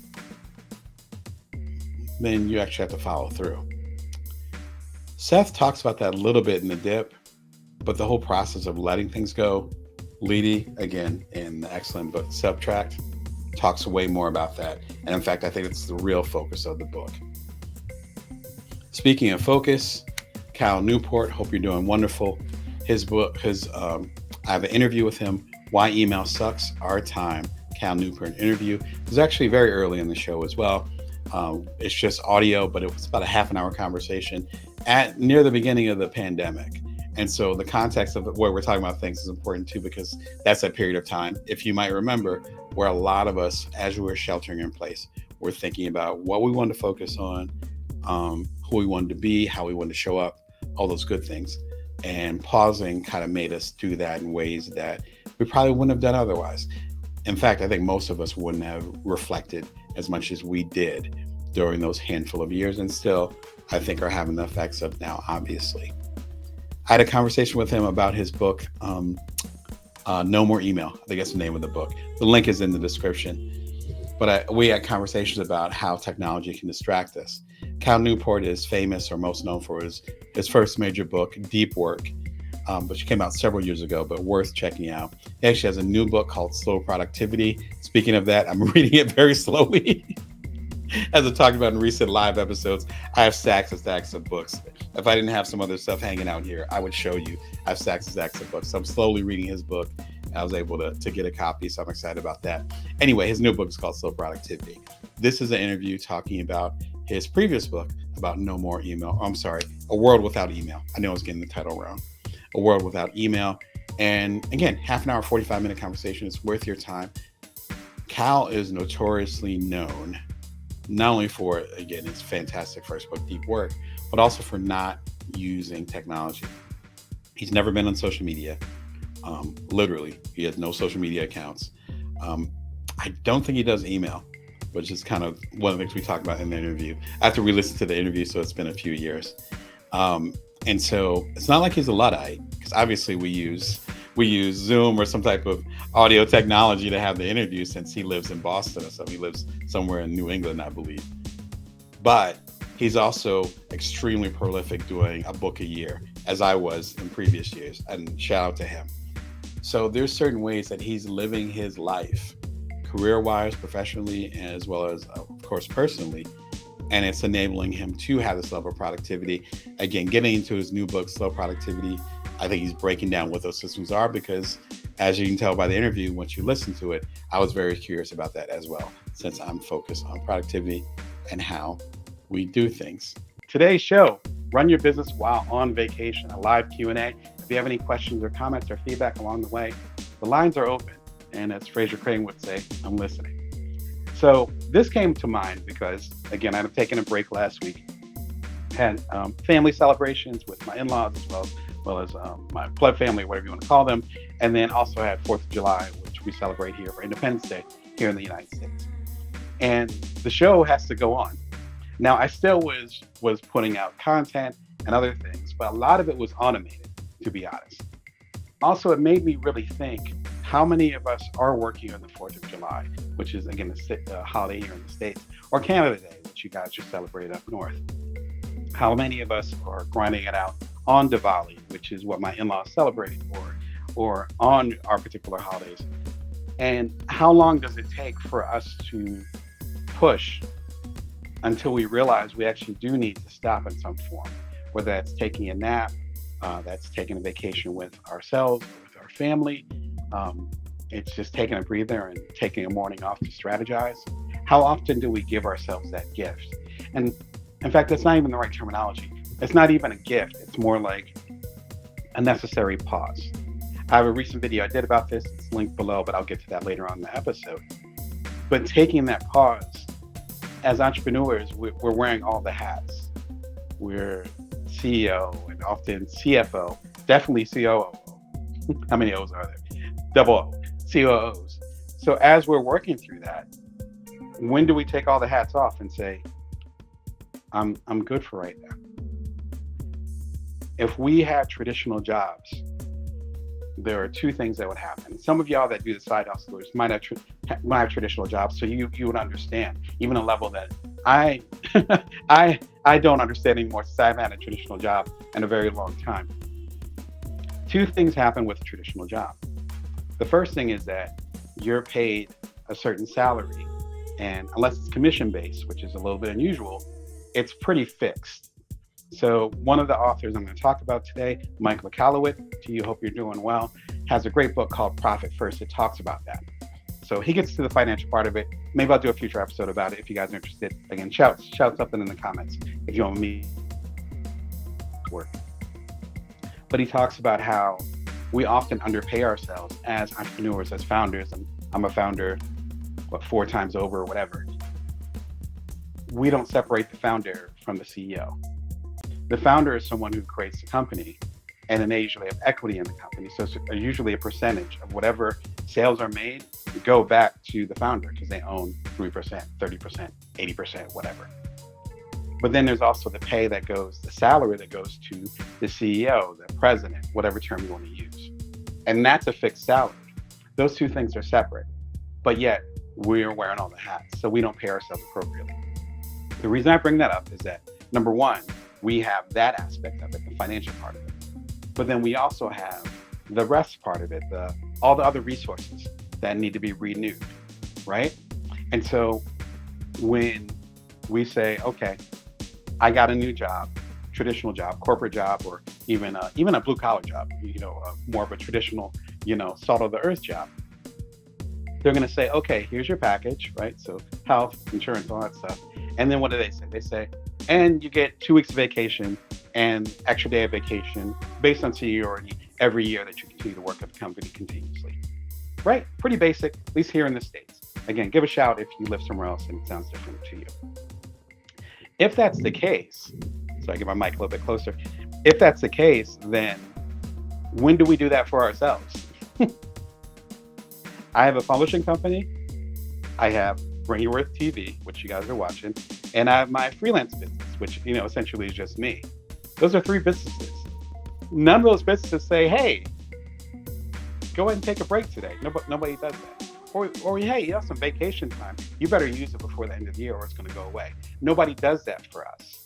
Nobody. So we have to do that for ourselves. So that's what inspired me today to have this conversation, y'all. To be like, it's not even a matter of us deserving a break as far as entrepreneurs, but we actually need a break. It's literally built into the American system that corporate workers and so forth need to have a minimum amount based on HR guidelines of breaks. But we don't have that as independents. And in fact, we have quite the opposite. We have quite the opposite, where we have a rise and grind culture. So look, I took a shower today. Actually, I had to take 2 showers because it was so hot. I took a nap today. I actually spent a little bit of time with my kids this morning and played with them just briefly before they went off to camp. That isn't just leisure, as they say in England. It's not leisure time. It's actually part of a bigger system, whether it's our bodies and us getting the rest and needing to take a break, or it's us actually getting wiser with our strategies and how we are creating this life that as entrepreneurs, we're taking all these risks for. So that's what we're going to talk about today. How to run your business while on vacation. We're going to talk about why we fear vacations. Shout out to Elon Musk, because he really drove that topic home about 10 years ago. I did a lot of columns about it. So why people like Elon Musk fear vacations, why a lot of us do. Second of all, how we can structure things so that we're able to take a break. And then third, last thing, is how we can build in structures so that it's not just a one-time thing, but actually can become part of our lifestyle, which we do have lives outside of being entrepreneurs. If you have any questions, drop some below. The first question that comes to mind when I talk to folks about this is, why can't I take a break? Legitimate question. I have coached hundreds of entrepreneurs, and most of them, you know who you are. You're similar to me, where it's like, Damon, I know I need a break, but I can't afford to take a break. It could be financial, but oftentimes it's psychologically. I can't afford to take a break. I can't take a break. And I found there's 2 big reasons why we can't take a break. The first big reason is that our to-do list is too long. We got too much stuff to do. I have my, there it is. I have my index cards. Shout out to y'all in the comments with the recent episodes talking about index cards. It's a messy index card, but actually it's my plan for the week on here. And I use index cards because if it doesn't fit on the index card, feel free to pause. Nothing secret on there. But if you feel free, if it doesn't fit on the index card, and with my messy handwriting, then it's not going to get done this week. And so it forces me to cull things down. You might feel like you can't take a break because the to-do list is too long. You got too much stuff going on. And of course, you have a few options when it comes to this. One thing is to prioritize, which is what I do. The second thing is to get some support. And I'm going to talk about some virtual support tools, whether it's using like AI or just good old-fashioned software to take some of that stuff off of your plate. Or it could be a person where you get a virtual assistant or a real life assistant, what have you, who will take some of that stuff off your plate. So the prioritization often is the challenge when it comes to that. The second layer of that is that we often want to stay in control of whatever we're doing. And that can get into perfectionism. I've done a TED Talk about that. You can see it in the links below. It could get into perfectionism. It could get into wanting things to be in a certain way.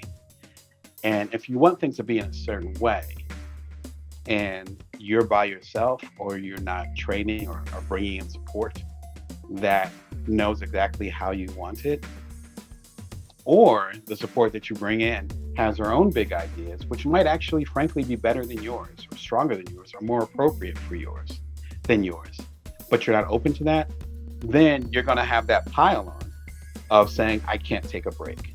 If you feel like you're doing everything and you're a founder, then you might need to find a way to offload some of that. Again, either virtually through software, or virtually or in person through an administrative assistant. It might be the point where your business is big enough where you need to hire people, or you might actually need to scale back and figure out what exactly is your priority.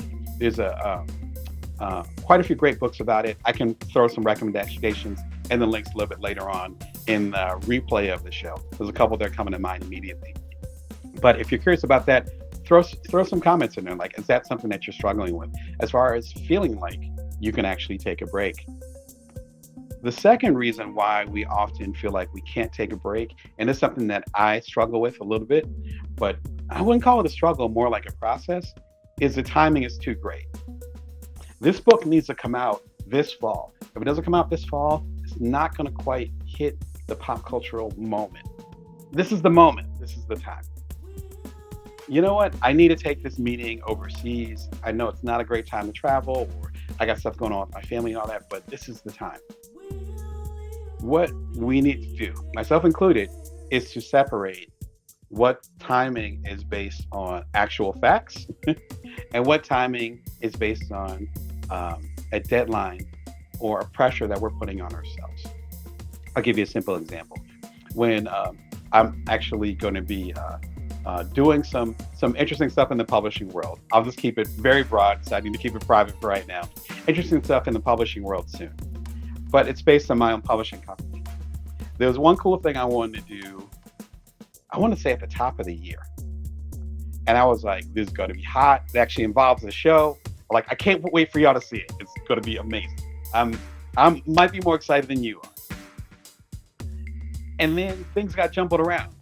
My priorities got shifted. There was stuff going on at home. There was stuff going on with work stuff because I'm a consultant, so I was working with other folks. There was even stuff going on with some of my coaching clients, and they really needed my support at the time.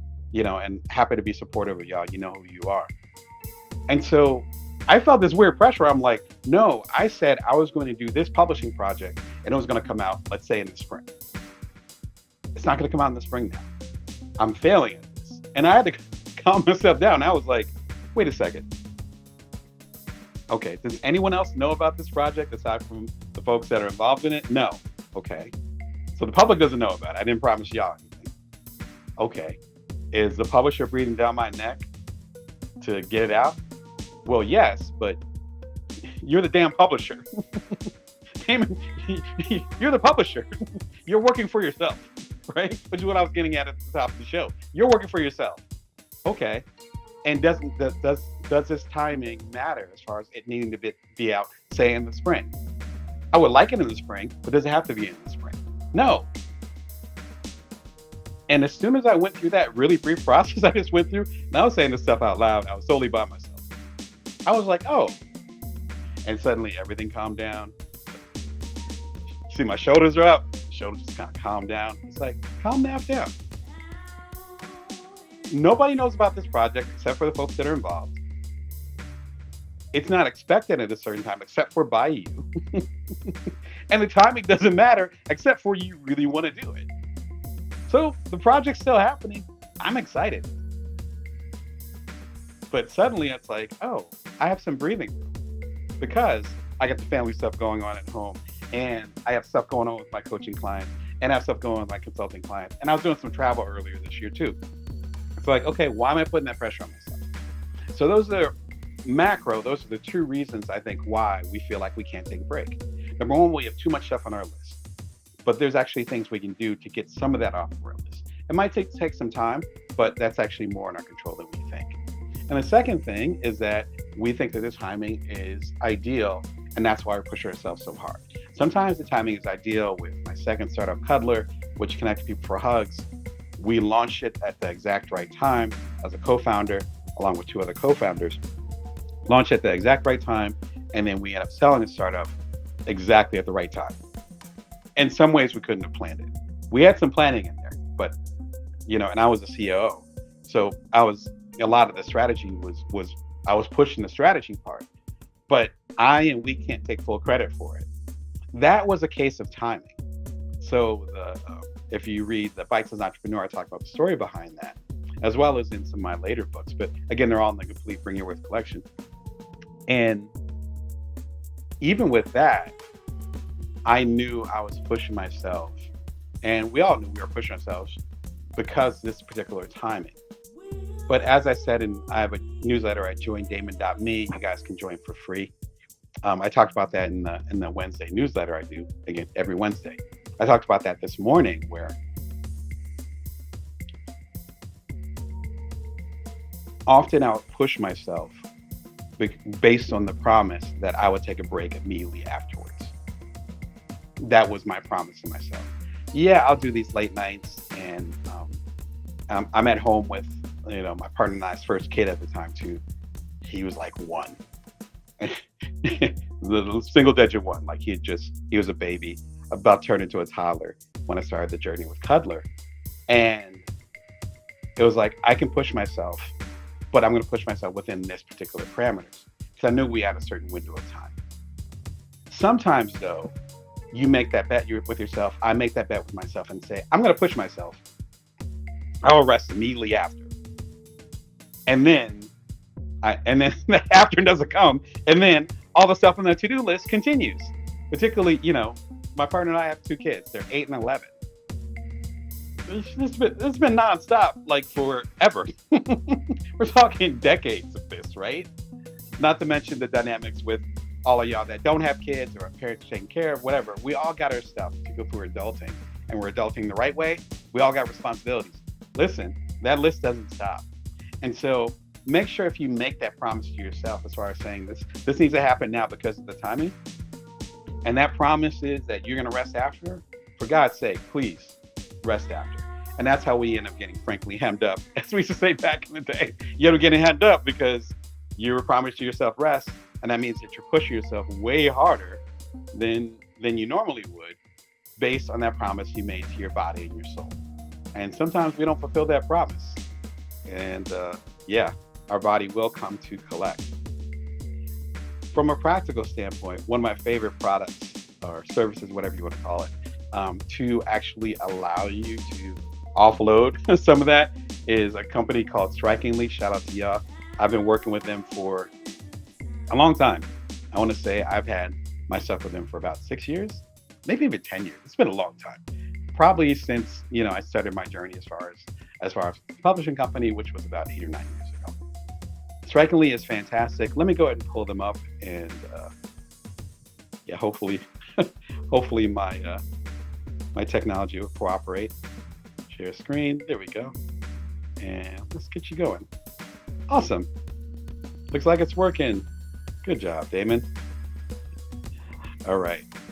And so Strikingly make a website in minutes. You might have heard of similar stuff like Wix or what's the other one called? Squarespace, stuff like that. I'm partial to Strikingly for quite a few reasons. Number one, their customer service is awesome. Number two, their pricing is great, particularly for what they do. And number three, they're really good with the multimedia.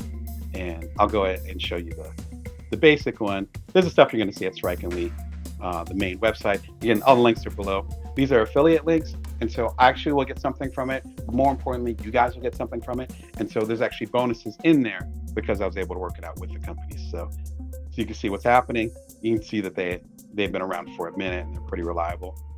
The e-commerce store, this was the game changer. And let's go ahead and hop into it. I'll go and get on my, let's stop that screen. And then I'll go and get onto my own website, which is built on Strikingly. There we go. And not trying to plug anything, just to make sure that you guys saw the flow. And so this is what was built on Strikingly. I actually built it myself. Did not take that long. What I love is the integration of, there I am on the TED stage back in the day. And so everything's built in there, like my sizzle reel, they call it. So like if people want to hire me as a keynote speaker, which is part of what I do, if you want to be a keynote speak, shoot me a DM, let me know what's happening. My strength quiz, which is based on Bring Your Worth.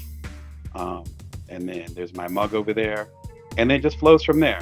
Enough about me, but that's kind of how it works. And what I love about it, in fact, there is one other thing. See, I lied. There's one other thing I wanted to show you guys. Yeah, I forgot the main reason I was showing you guys that. All the way at the bottom, continuous scroll, and and my engagements, so all the speaking I've done, and podcast appearances. This is where it gets fun. So the whole store, my store, if you want to coach with me, if you want to buy books directly from me and have them signed, if you want, I do not have my Bring Your Worth t-shirt right now. Shout out to Charmaine Jackson, Dr. Charmaine Jackson, for the Get You a Therapist t-shirt. I'll go and throw a link below. If you want to get the Bring Your Worth mug, if you want to get involved with merch or whatever, then you can get it all through here. So you have my coaching. You have the complete Bring Your Worth collection, as I'm talking about right now. You have if you want the full physical ones, if you want them, I got them. Passive Writer, shout out to Jeanette Hurt, my co-author on this, talking about passive income for writers. You get them all there, as well as the old school Built From Now t-shirt. So you can cop that, etc. All that is in there. I'm gonna close this up. There we go. Looks like we're still on there. Again, technology's been wonky today with the heat. But all that's built in there. The reason I bring that up is that I don't have a separate website for what they call like fulfillment, or one that's going to accept the payments for things and all that. All that is built within Striking. I think I pay like a slight extra charge just to have that store in there. It's worth it because you can go to damebrown.net right now, and anywhere from us having a coaching consulting where I do a 15-minute consulting with someone who wants to coach with me, we find out if we're a good fit, or you end up buying a Bring Your Worth mug, t-shirt, whatever. It's all in there. So when I was traveling and hanging out with my fam last week during, again, the 4th of July here in the United States, I didn't have to worry about fulfilling things. It was just like that, all that ordering process was all in there. That's what I mean by giving yourself a break and allowing your business to run itself. Strikingly is a great companion with it. Again, I get so many pitches for different websites and different platforms and different fulfillment. And again, I'm a founder myself, so I know what's out there. I know some folks that are creating these types of platforms. And I've been with Strikingly for a long time for a reason. So shout out to Strikingly. I appreciate y'all. And be sure to check out the link and click the link below, to check out what's happening, as well as go to damebrown.net and see what Strikingly can do. Again, they're killer with the multimedia, not only with having stores on there, but also as far as e-commerce, but also with me being able to embed the different TED-related talks I've done, the keynotes I've done. Almost all of them are embedded in my website, and it's really smooth, and I love how it works. My favorite book right now, hands down, and if you've been watching recently, I've been reading so much. I've been reading like probably a book every 2 weeks, which is a lot for me. Sometimes a book a week. That's where I was at, more in the spring. Summertime, I'm slowing down a little bit. Fantastic book. Rest. Not Rest. I don't know what a Rest is. Rest is Resistance by Dr. Tricia Hersey. Shout out to you. I don't know you, but I love your work. Fantastic book. I cannot recommend it more. It talks about how rest, it's not as simple as us saying, I can't take a break right now because I'm a business owner or my family needs me or whatever. It's not as simple as that. It's actually a little bit more insidious, to be honest. It's more that the capitalist system that we have, particularly here in America, it's focused on America, but I think it does apply. A little bit of travel I have done, it does apply to other first world, if you want to call it, countries. The capitalist system that we have right now is built to extract as much as possible from the worker, from the creator, from the consumer, from the founder, from the creator, from the consumer. And you can use different terms for that trifecta. So we're all part of this system. We're all part of this game. The consumer wants to continue to buy things based on what they're told. But to buy things, you need to have money. To have money, you need to work. So many consumers are working overtime so they can keep up with the Joneses and fit into the advertising model or whatever deep conversation you want to have with that. But you know where I'm going with that, I believe.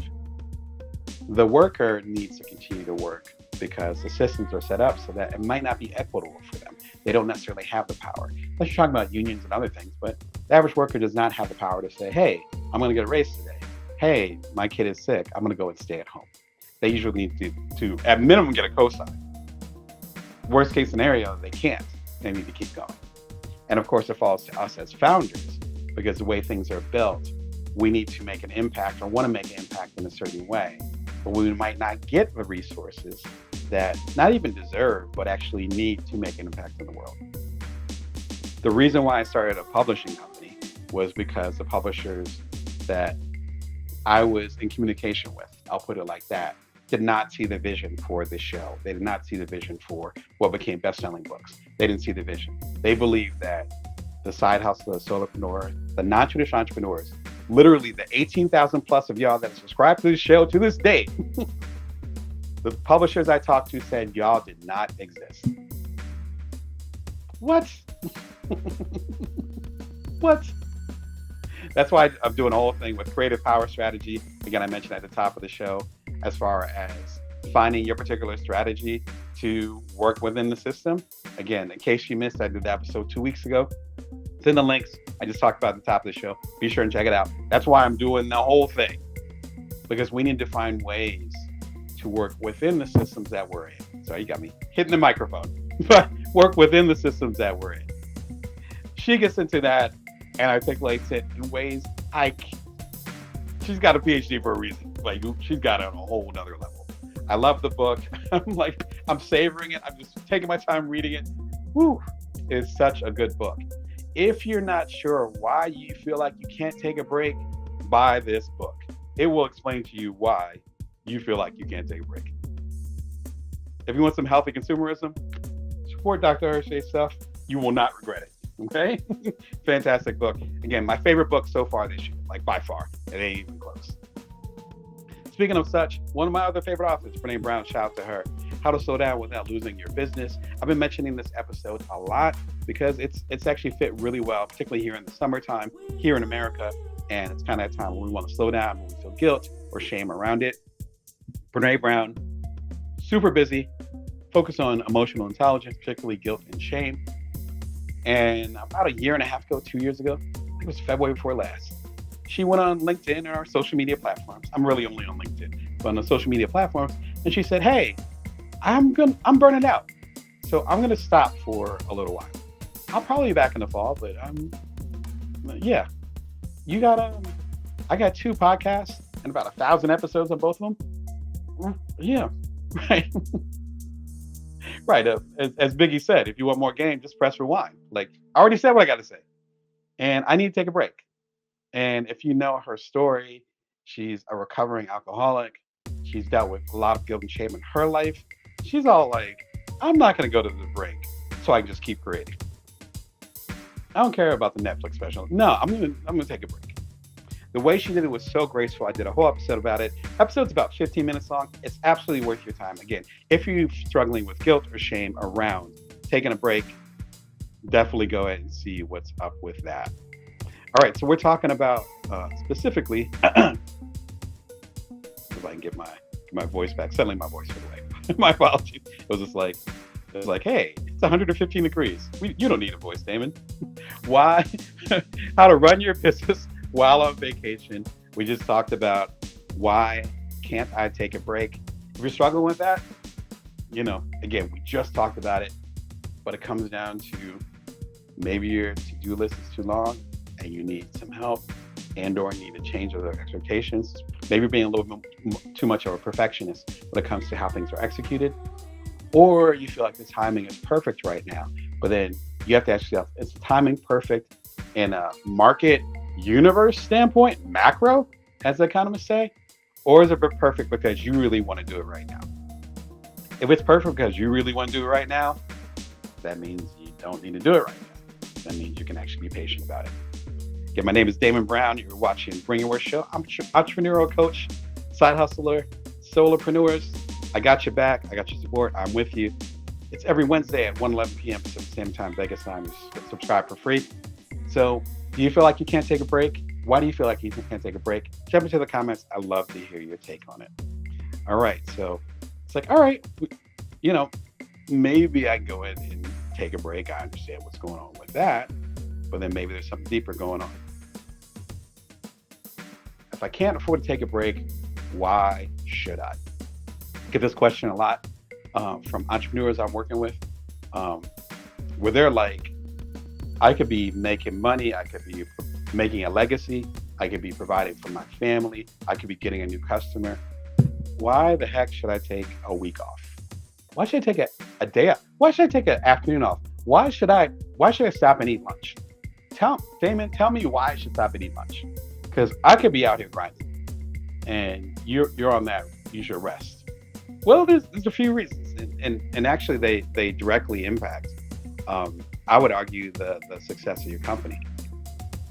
The first reason why you should take a break, aside from the physical parts of it and all those things, we already addressed a little bit of that. We don't need to get into that. The first reason is that it means you're really building for the long term versus the short term. The short term is all-nighters. I used to live in Silicon Valley. In that era, it was Red Bull and vodkas. I'm not a fan of either, so that was not my culture. But it was living in SF, San Francisco. Shout out to y'all. At that era, it was folks that were much younger than me in the early 20s.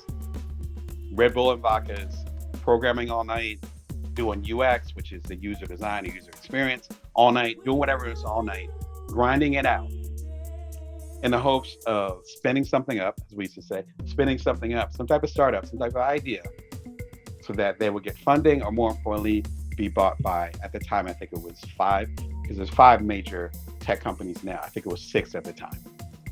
One of the 6 major tech companies, including like Amazon or Apple or Facebook, which is now Meta. That was the energy. And let me tell you straight up, I was a journalist at the time. I wasn't even an entrepreneur yet. And I was reporting for the New York Post, shout out to them, and other folks, Playboy, shout out to y'all as well. And so I was outside, not just as a reporter, but just being part of the culture. And folks would be on that track. I've seen early 20-somethings, 22, 23, just out of college, come to SF. They had that lifestyle for a few months, maybe a year. And then suddenly they get the sunken eyes, and it's like they become shells of themselves. I've seen it. Like, even just thinking about it, you probably see it in my eyes. I'm like, oh my gosh. Yeah. I know some people got lost out there. I'll leave it at that. Some people got lost out there in that fast life.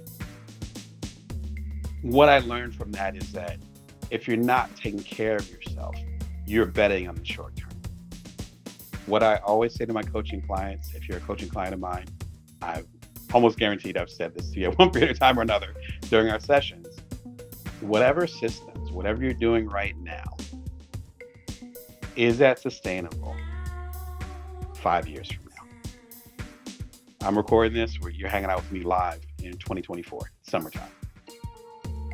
So summertime, July, whatever month it is, July of 2029. Think about that.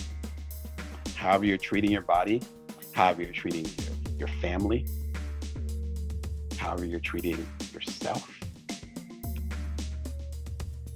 Are you going to be good for, say, 2,000 days? That's about right, right? 1,800 days? Maybe closer to 1,500? Let's say 1,500 days. You going to do this for 1,500 days?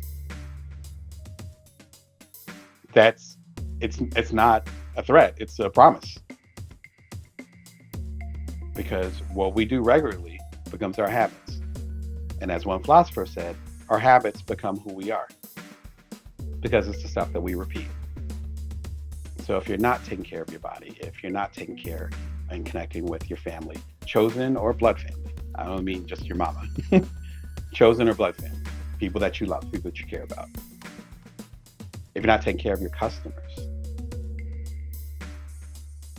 if you're really about the grind culture, if you're really about, I'm going to make an impact and my company is going to be worth $1 trillion, or my company is going to be on the cover of Inc. magazine, shout out to Inc. magazine, I write for them.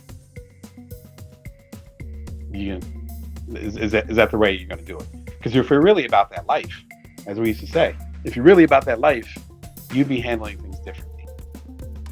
You'd actually be cultivating the patience. So if you're questioning, why should I take a break? My question is, why shouldn't you take a break? If you're interested in the longevity of yourself and your company, and even after you sell this company, longevity of yourself after that. All the neglect that we put into our bodies, our souls, our minds, emotionally, it's not like it goes away. As the famous book says, the body keeps score. It doesn't go away. And so whatever you're sacrificing, however you're sacrificing, it better be worthwhile. And often the sacrifices we make are so short-sighted that we're not able to do it. The business, which is BringItWorth.tv, is now part of that business. So you're experiencing part of my business. It's been around for more than a couple decades. I would not be around if I didn't take care of myself along the way. And that leads to the second reason why the pause makes sense, is that it allows you to have enough objectivity to actually strategize, to have the long-term thinking. I've taken a couple breaks with BringItWorth.tv. Like, I've done a few reruns here and there. I'm usually here every week, usually once a week. But I've taken some breaks and all that. And when I've taken those breaks, I'll be playing with my kids. They're still young enough where we play with Legos and stuff, which I appreciate that time. So we'll be playing with Legos or something. I'll be taking a shower, when it's not a million degrees outside. I'll go take a walk. It's quite mountainous here in Las Vegas, believe it or not. I know a lot of y'all never left the strip, but it's a whole bunch of mountains around if you look up. And so, doing really, really mild hikes, like on some local hills here in our neighborhoods. And that's when these ideas come, including some of the most popular episodes that you guys have really dug here on Bring It Worth TV. And so it gives you enough time to actually strategize. And some of the recommendations I'm about to give you will help you with that process. So number one, if you're really in it in the long term, if you're really about that life, you're like, I'm going to go ahead and have a legacy like Bill Gates, Elon Musk, whomever, Tyler Perry, if that's more your vibe, whatever. You can't grind every single day at 24 hours a day. You can do that. But again, I'm middle-aged now. That stuff will catch up to you. Probably sooner rather than later. Again, I've seen it. Used to live in Silicon Valley. I've seen it. Trust me on this. So if you're really about the long term, eat that lunch. Take that nap. For God's sake, please take a shower. Touch some grass, as they used to say.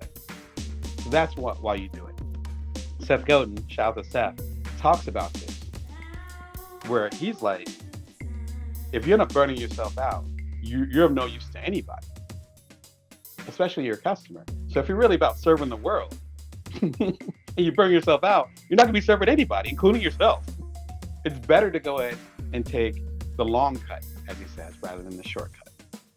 Take your time. Every single business that I've built, including this one that you're watching right here, took time.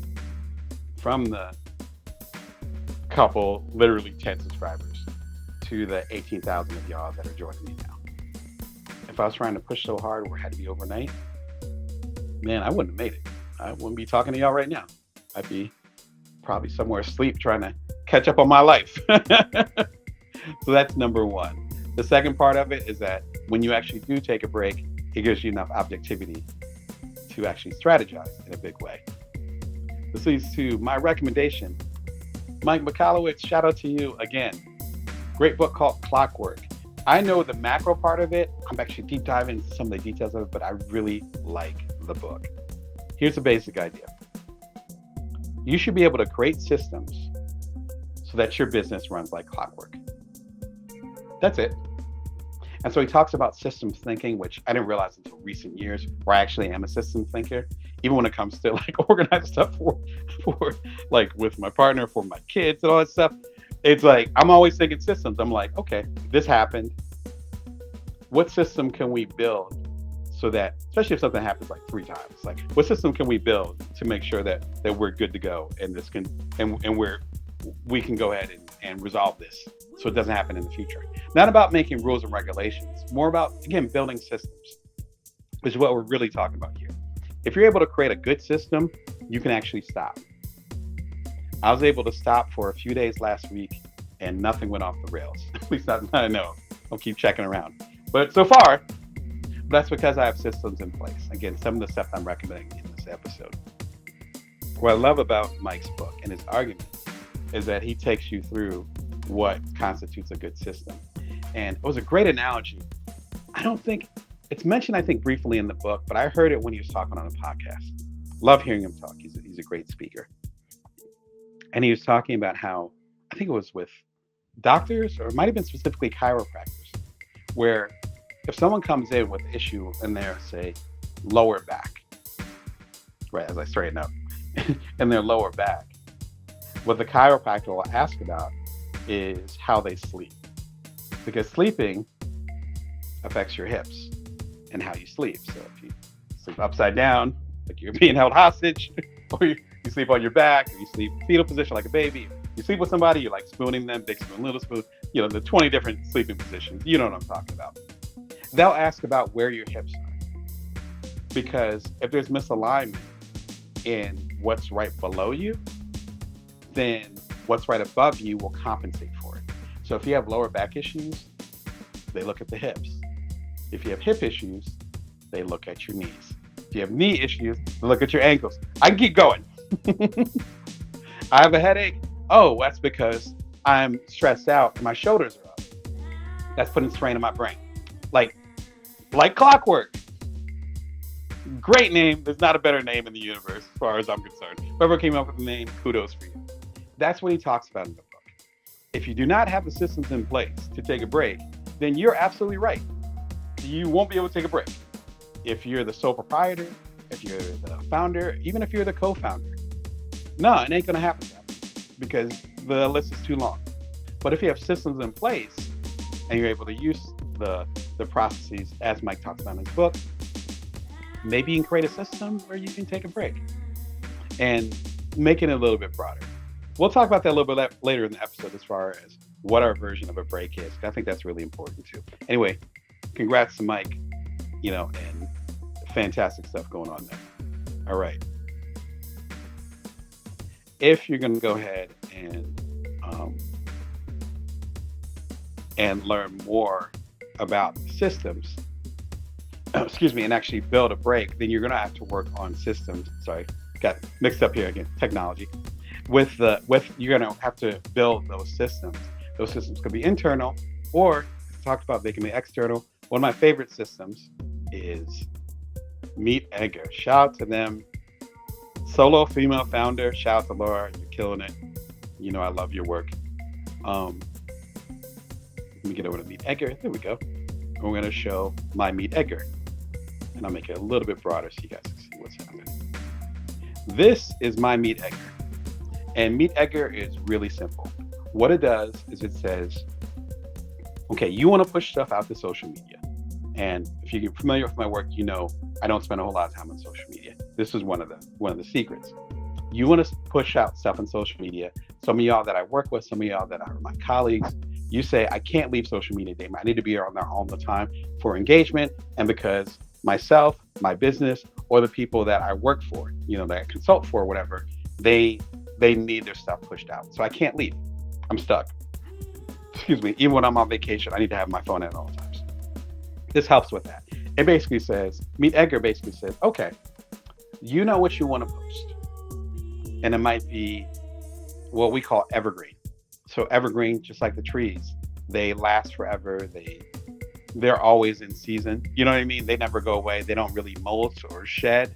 You can't tell what time of year it is based on looking at an evergreen tree for the most part, because they're always going to look the same. That's what it means by evergreen content, right? So a lot of the stuff that I do on Bring Your Work TV is evergreen. We're always going to be talking about taking a vacation. It might be more pertinent during, say, holiday season, or during the summer here in the United States, or in Australia, maybe 6 months from now when you guys have summer. But it's always going to be a pertinent topic. That's evergreen. Evergreen might be, hey, check out our website. We have these we have these wares for you, and let us know how we can serve you. That has no time limit on it. If you have content like that, Meet Edgar's like, bet. Go ahead and put your content into what we call a library, and then set up periods of time, as you can see, periods of time when it's going to post. And it's like, all right, Damon, so Monday at 5:45 a.m. on LinkedIn, that's when you want to share a Bring Your Worth episode. You got almost 400 episodes of Bring Your Worth. Put all the posts into our library, and then we're going to pick a random one, and we'll go and share it. The beauty about that is twofold. Number one, I don't need to do anything, right? Again, shout out to Laura and Meet Edgar. That's one. The second thing, right, so I can go about my business, again, hang out with my kids, whatever. The second thing is that it allows a level of randomness and freshness that I couldn't even do physically. You might go ahead and be on LinkedIn or a certain platform and see Bring Your Worth episode, I think it was episode 67, which is one of my most popular episodes. It's about Brene Brown and interacting with people that you don't like. In fact, I'm positive it's in the description below, because again, it's one of the most popular episodes. So I have it in the description if you want to check it out. I think it's episode 67. That was 300 plus episodes ago. Even though it's one of my most popular episodes on Bring Your Worth TV, even I forgot about it. And Meet Edgar's like, oh no, let's go ahead and get it out so other people can see this episode. Let's have people check it out. Or it could be an episode that's an underperforming episode, or something that few people have watched. Like I have one of my favorite episodes about the difference between price and cost. Super short episode. So proud of it. I love the concept. In fact, I got it from Seth Godin. Shout out to him again. And Meet Edgar might be like, okay, let's push it out. Totally random. And it's at the time of day that makes the most sense. And that's how the whole system's set up. It's really that simple. I love working with them. As you can tell, I'm enthused. I don't even use that word. I guess I'm using it today. I'm enthused about them, and they are right. It's fresh. Thank you, Angel. I see you over on Amazon. It's fresh. It's fresh. It's fresh as hell, as we used to say. And so be sure and check them out. Links below. You'll get a bonus if you end up using my link. Go and see what's happening. See what's up. Like, yeah. Really good stuff. And let's go to one of my favorite episodes. I just did this recently. Yes, 389. Real recently. It was the last episode I did, last official episode. Those other episodes on there. If you're a fan and subscribe, be sure to subscribe below if you want to catch all the goodness. How pausing builds success. This is actually a compilation episode of 3 strong nuggets, and it's super short. I want to say it's like 6-7 minutes long, about why pausing matters. I talk about the Johari window, which is about how we can know ourselves and others. I talk about the systems and the awareness that we get when we pause. And I get into how we can figure out our priorities so that when we pause, we'll make sure our priorities are taken care of. And I love it. Angel, if you want to, thanks for the shout out. If you want to go and catch me, you can catch me over on LinkedIn or as well as bringyourworth.tv. I'm live there right now. So thank you so much for the shout out over on Amazon. There's like 3 different platforms, so I'm trying to give love to everybody. So I appreciate you, Angel. So that one episode, which I have right there, I think is really crucial to this conversation. If you're going to pause, you need to have the correct reason to do so. Because you need to be motivated to create a system. You need to be motivated to get the support, as I talked about earlier in the episode. You have to be motivated to have the priorities that are down to like one index card and focus on those so that you have time to focus on what you really care about. You need to be motivated enough to do that. This episode hopefully will provide some of that for you. All right. Love the conversation, and as well as over on Amazon. So shout out to y'all over on Amazon. Again, my name is Damon Brown. I'm an entrepreneurial coach. I'm help side hustlers, solopreneurs, also non-traditional entrepreneurs. So if you're underrepresented, undersupported, if you're trying to do things while having little kids at home, which is my thing, or you got parents that you're taking care of, older relatives, shout out to y'all that are really supporting the caregiving, and you're trying to still make an impact on the world. I'm here to support you with that love. Bring Your Worth TV.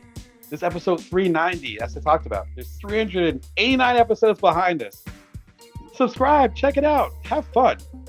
There's a lot of topics that, as I've coached several hundred of y'all at this point, and there's so many topics that have come up in those conversations. I'm a one-on-one coach, so in those intimate, deep conversations that I've had with y'all, I try to do episodes that are related to those. So be sure and rewind it back, see what's going on. You subscribe for free.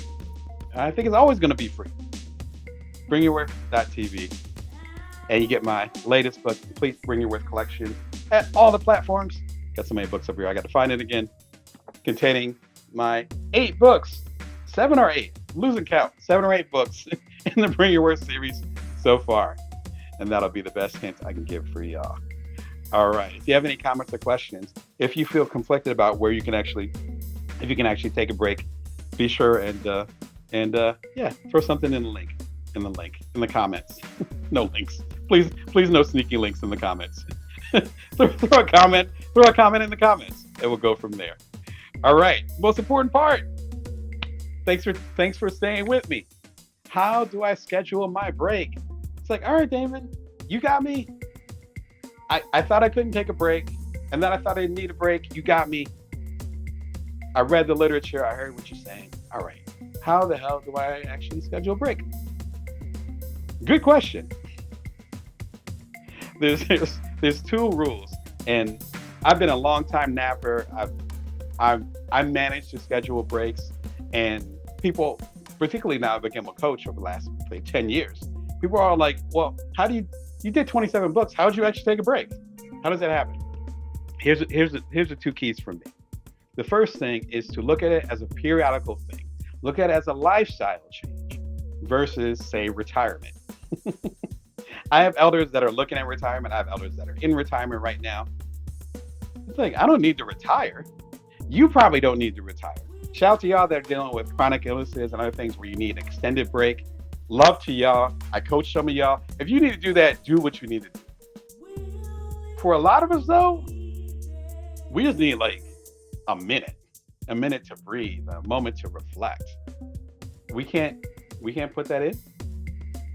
Most days I meditate for 5 minutes on my little meditation mat, either over here or over in the bedroom, depending on where the boys are at, because my boys get pretty loud, but I find a space for it. And that's my little respite. On most days, most weekdays, I squeeze in a nap, usually for 45 minutes. It works with my body. I took a nap today, especially it's hot as heck today. Hot as fish grease today, as they used to say. So I took a little break, and that's why I'm able to have this hour-long conversation with y'all and keep my energy up. A break is walking to the neighborhood store, the bodega, if you're over in the hood, shout out to y'all on the East Coast, or to the grocery store where I'm not in the hood, it's a grocery store, and you end up taking that walk, and it's like 10 minutes. There's ways that you can introduce it in. It doesn't have to be a black and white thing. It's called a zero-sum game, if you want to get into the psychology of it. And so many of us look at taking a break as a zero-sum game. Oh man, I need a break so bad. It needs to be in Turks and Caicos. It needs to be at the 5-star Ritz-Carlton Hotel. And my wife and I are going to be there. And oh yeah, we got to bring the fin. Bro, suddenly it went from I need a moment to breathe to let me go and plan this $20,000 vacation. Probably more than that. I've never been to Turks and Caicos for that reason, right? You need to save up a little bit more for that. Do you understand what I'm saying? We can elevate it so high. Or we can say, I'm going to go and take a week off, but after I finish this massive project. Again, so much is built into it that it can fall apart really quickly. And with that in mind, make it more periodical. If the weather is nice, then number one, eat lunch. But number two, eat your lunch outside for 5 minutes. Even if you're scarfing it down, take a breath. There's ways that we can rest that don't require these huge commitments, because then it becomes more of an executive function slash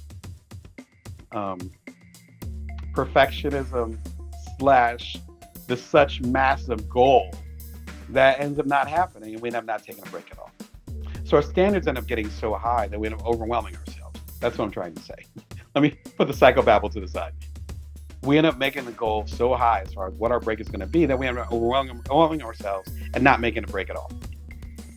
And then before we know it, you got extra gray hairs, not a few of them, and it is retirement, and you're exhausted for real, and you might even have some problems because of it. And maybe your fam doesn't know you because you've been grinding it out the whole time. Maybe you don't know yourself. That's a deep one. Because you've been grinding out the whole time because you haven't stopped. Is that worth it? I don't think so. So, number one, focus on the periodical, the little things. It doesn't have to be the massive 5-star resort vacation. Because once you get there, you're not going to know how to rest anyway. I read about this in the original Bite-Sized Entrepreneur, which again is in the complete Bring Your Worth collection. It's like, if you're used to grinding it and they're ingrained in your habits, you've been doing it for 10, 20, 30 years, you think once you get that villa, hopefully, I wish you well, you think you're going to be able to relax? Dude, you're 30 years out of habit. Start building that now. Shout out to Tim Ferriss, who came up with the concept of a mini retirement, where you take like a couple weeks off. You take a sabbatical for a month. Do that. But banking everything on this thing. And yeah, you can tell it's a touch point for me. I can talk about this all day. Because once you get to that point where you actually can take that long-term break, that dream vacation, some of us don't make it. Real talk. Either physically, mentally, emotionally, we're not able to do it. Or by the time we get there, we ain't here. I mean, for real. You're on permanent vacation. You're gone. I want better for y'all. You deserve better. If we're gonna sacrifice all this stuff to make our impact on the world as independent entrepreneurs, as side hustlers, as solopreneurs, then, don't sacrifice yourself. Keep yourself around so that you can actually enjoy the world that you're building. Keep yourself around so that you can actually enjoy the world that you're building. And the best way to do that is to take care of yourself along the way. So that's the first level. Don't worry about the big fancy break or vacation. Focus on the periodical, the 5-minute meditations in the morning, spend an extra 5-10 minutes in the shower. If you're paying your water bill and it's not harming anybody, spend an extra 5-10 minutes in the shower. Take a bath and then just sit. I love taking baths. Do something that fits your particular environment, that fits your resources, that's small enough so that you can start doing it immediately. Do that. The second thing, which often can get us into trouble, is please be transparent if you're going to take a break. Let people know. When I was gone for a couple days last week, I let people know. I was like, yeah, that meeting, yeah, I'm not, yeah, we might need to shift that because no. I had a couple overseas clients, and I was like, yeah, that's what Americans do. 4th of July, this year is on a Thursday. Wednesday, Thursday, Friday is pretty much a wash. Not for me, but in general, that's how we do. Just being honest about it. If you knew my clients, you could ask them. They knew. And it's like, and I have family stuff going on? Like, yeah, I'm going to be out of office for a day or two. And traveling, I'm really going to be out of the office. So be transparent about it. Again, the Brene Brown example, in links below, if you happen to miss the earlier part of the episode. She was super transparent, which is why I adore how she handled it. She's like, look, I'm burning out. I'll see y'all in a minute. I got 1,000 episodes of I think she might have three different podcasts. Listen to those. Rewind, check it out. I need to get refreshed because if I'm not taking care of myself, I can't take care of y'all. I can't show up in the way that I promised to. So I need a break. Be honest. You don't have to give 5 million different reasons. You don't have to say, no, I'm burning out, so I can't see y'all. You don't need to do that. You can just say, hey, like a dentist appointment. I just had one a few weeks ago. You don't feel guilty about a dentist appointment, right? It's like, I want to keep my teeth. I'm going to go see the dentist, get a cleaning or whatever. Get feedback, get some x-rays. Treat it like a dentist appointment. I'm going to take Friday afternoon off. I don't know if I am, but let's just say I'm going to take Friday afternoon off. Okay. Out of office. Done. Don't make it more complicated than it needs to be. So number one thing is to focus on doing the periodical, the things that you can execute right now. Super simple. Literally right now, in the next 24 hours. What's that one thing you can do that will give you a little bit of breathing room, a little bit of rest? And the second thing is to give other people a heads up. Not that you're taking a break per se, but that, you might not be available. You don't have to give them details. You just do your thing. If you're going to take a break, one of my favorite tools to do so, shout out to Beehive. I just transferred my newsletter. I talked about it earlier at joindamon.me. It's free. The link is right below. And I just transferred over to Beehive at the top of the year. I couldn't be more happier. More happy? Let's just say more happy. Working on the English today. More happy. I couldn't be more happy. Beehive works like this. Let me go ahead and give you all the game. Straight up. I don't know why I'm making noises, but hey, that's how it works. All right. Again, hopefully the tech will work for me.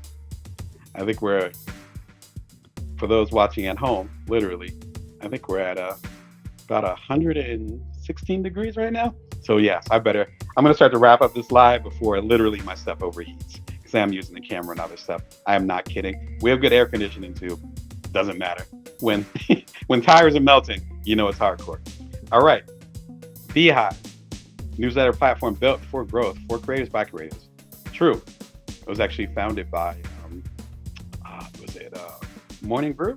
I think it's the founders of Morning Brew. Shout out to y'all. And one of their names is Tyler, and I forget the name of the other folks involved, but shout out to y'all. But they decided to start a newsletter platform. And it is really straightforward. Again, free trial. The link is below. I think you might even get a bonus if you end up using my link. And it's set up really straightforward.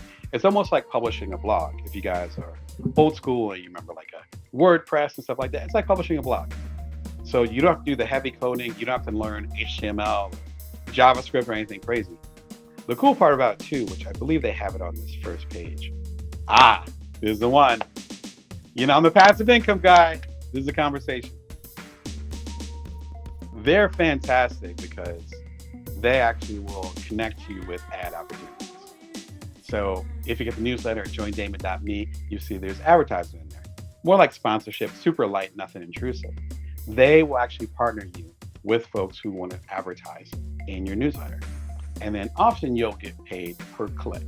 So if a certain amount of people, let's say 10 people, click the sponsorship portal, whatever you want to call it, on your newsletter, you get paid, let's say $1 per click or $2 per click, whatever. And then that's paid by the company who's sponsoring it. And then that ends up in your bank account, I think, usually within 3 to 4 weeks, sometimes faster, depends on the company. So within the month, you're getting paid for that.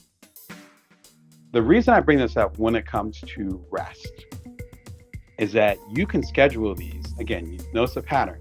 I talked about Strikingly, which allows you to do e-commerce really smoothly. Again, the link is below. You can watch the earlier part of the episode for that, or the full episode if you're watching the clips. The link is below for all of that.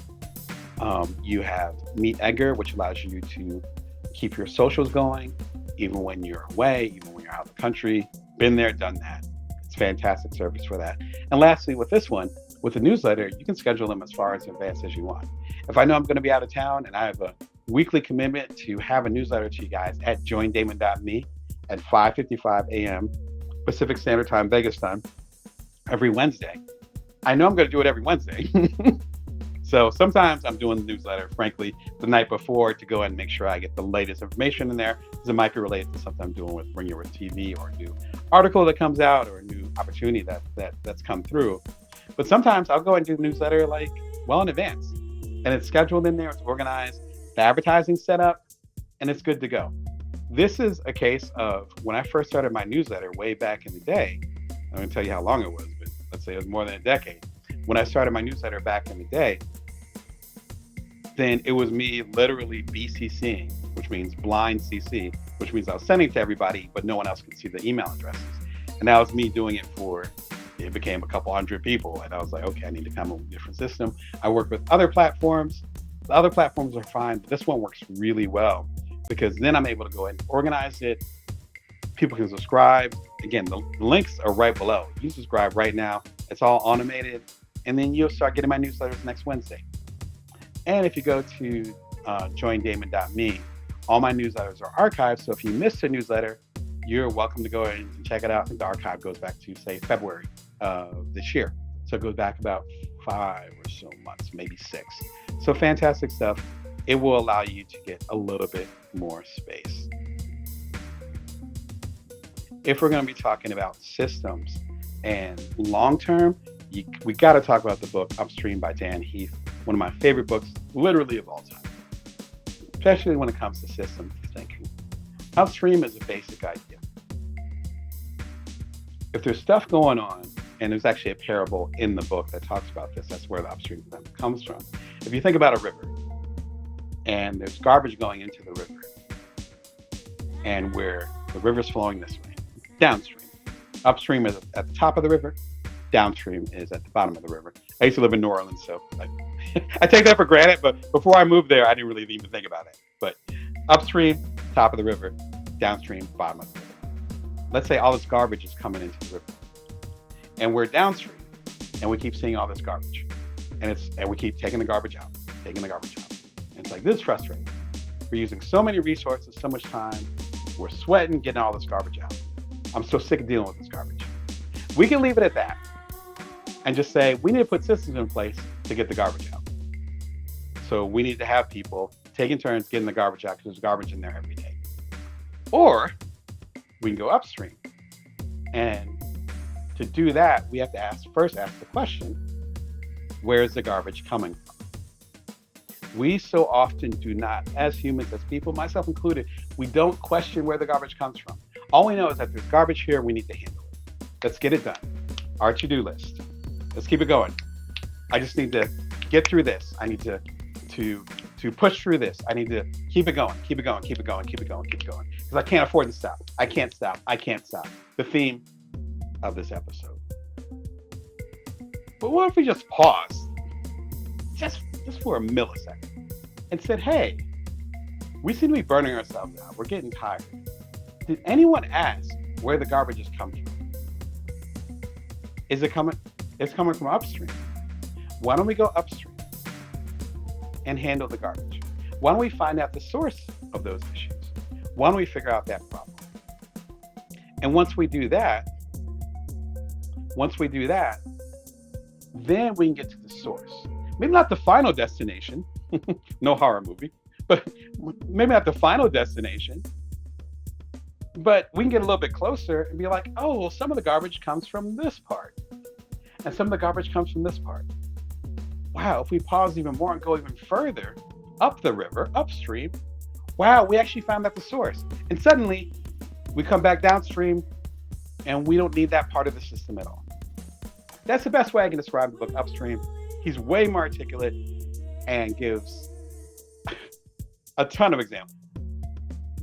Dozens, but maybe even like 100 examples of upstream thinking. From how police departments are run, to I think it was dealing with teenage kids and dropout. I think something about that. Like, there was so many different examples. Fantastic book, particularly if you are a founder, a side hustler, a solopreneur. If you're watching this show, you need to read this book. I have the audiobook. I need to get the physical book so it can be on my shelf because I want to tell everybody about it. Fantastic book.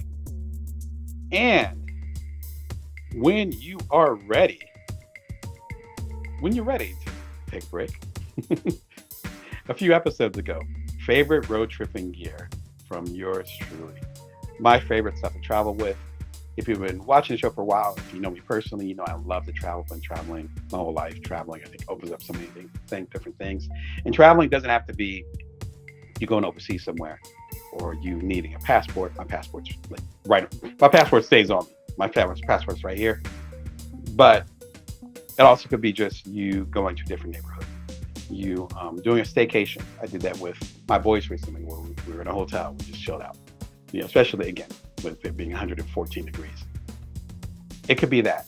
All that fits into there. And some of this has to do with also being able to rest and relax on the road. Some of y'all, I'm so proud of y'all, from Patty McCracken, who has an awesome book called The Angel Makers out, to other folks who are coming out with books recently and going on tour. Salute to y'all. I haven't been on book tour in a little while. Most of my book tours recently have been virtual, but man, yeah, road tripping can be hard when you're actually on the road with business. So I talk about that as well, and those things that keep me psychologically sound while I'm doing it.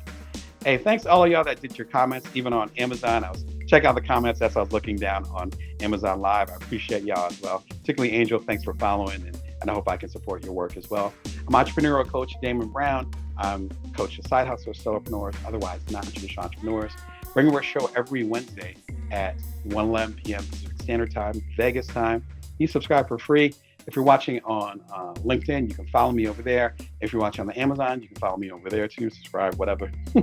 I know sometimes this gets put on other platforms I'm not on, so feel free to click the links below or come through to the official link at bringyourworth.tv.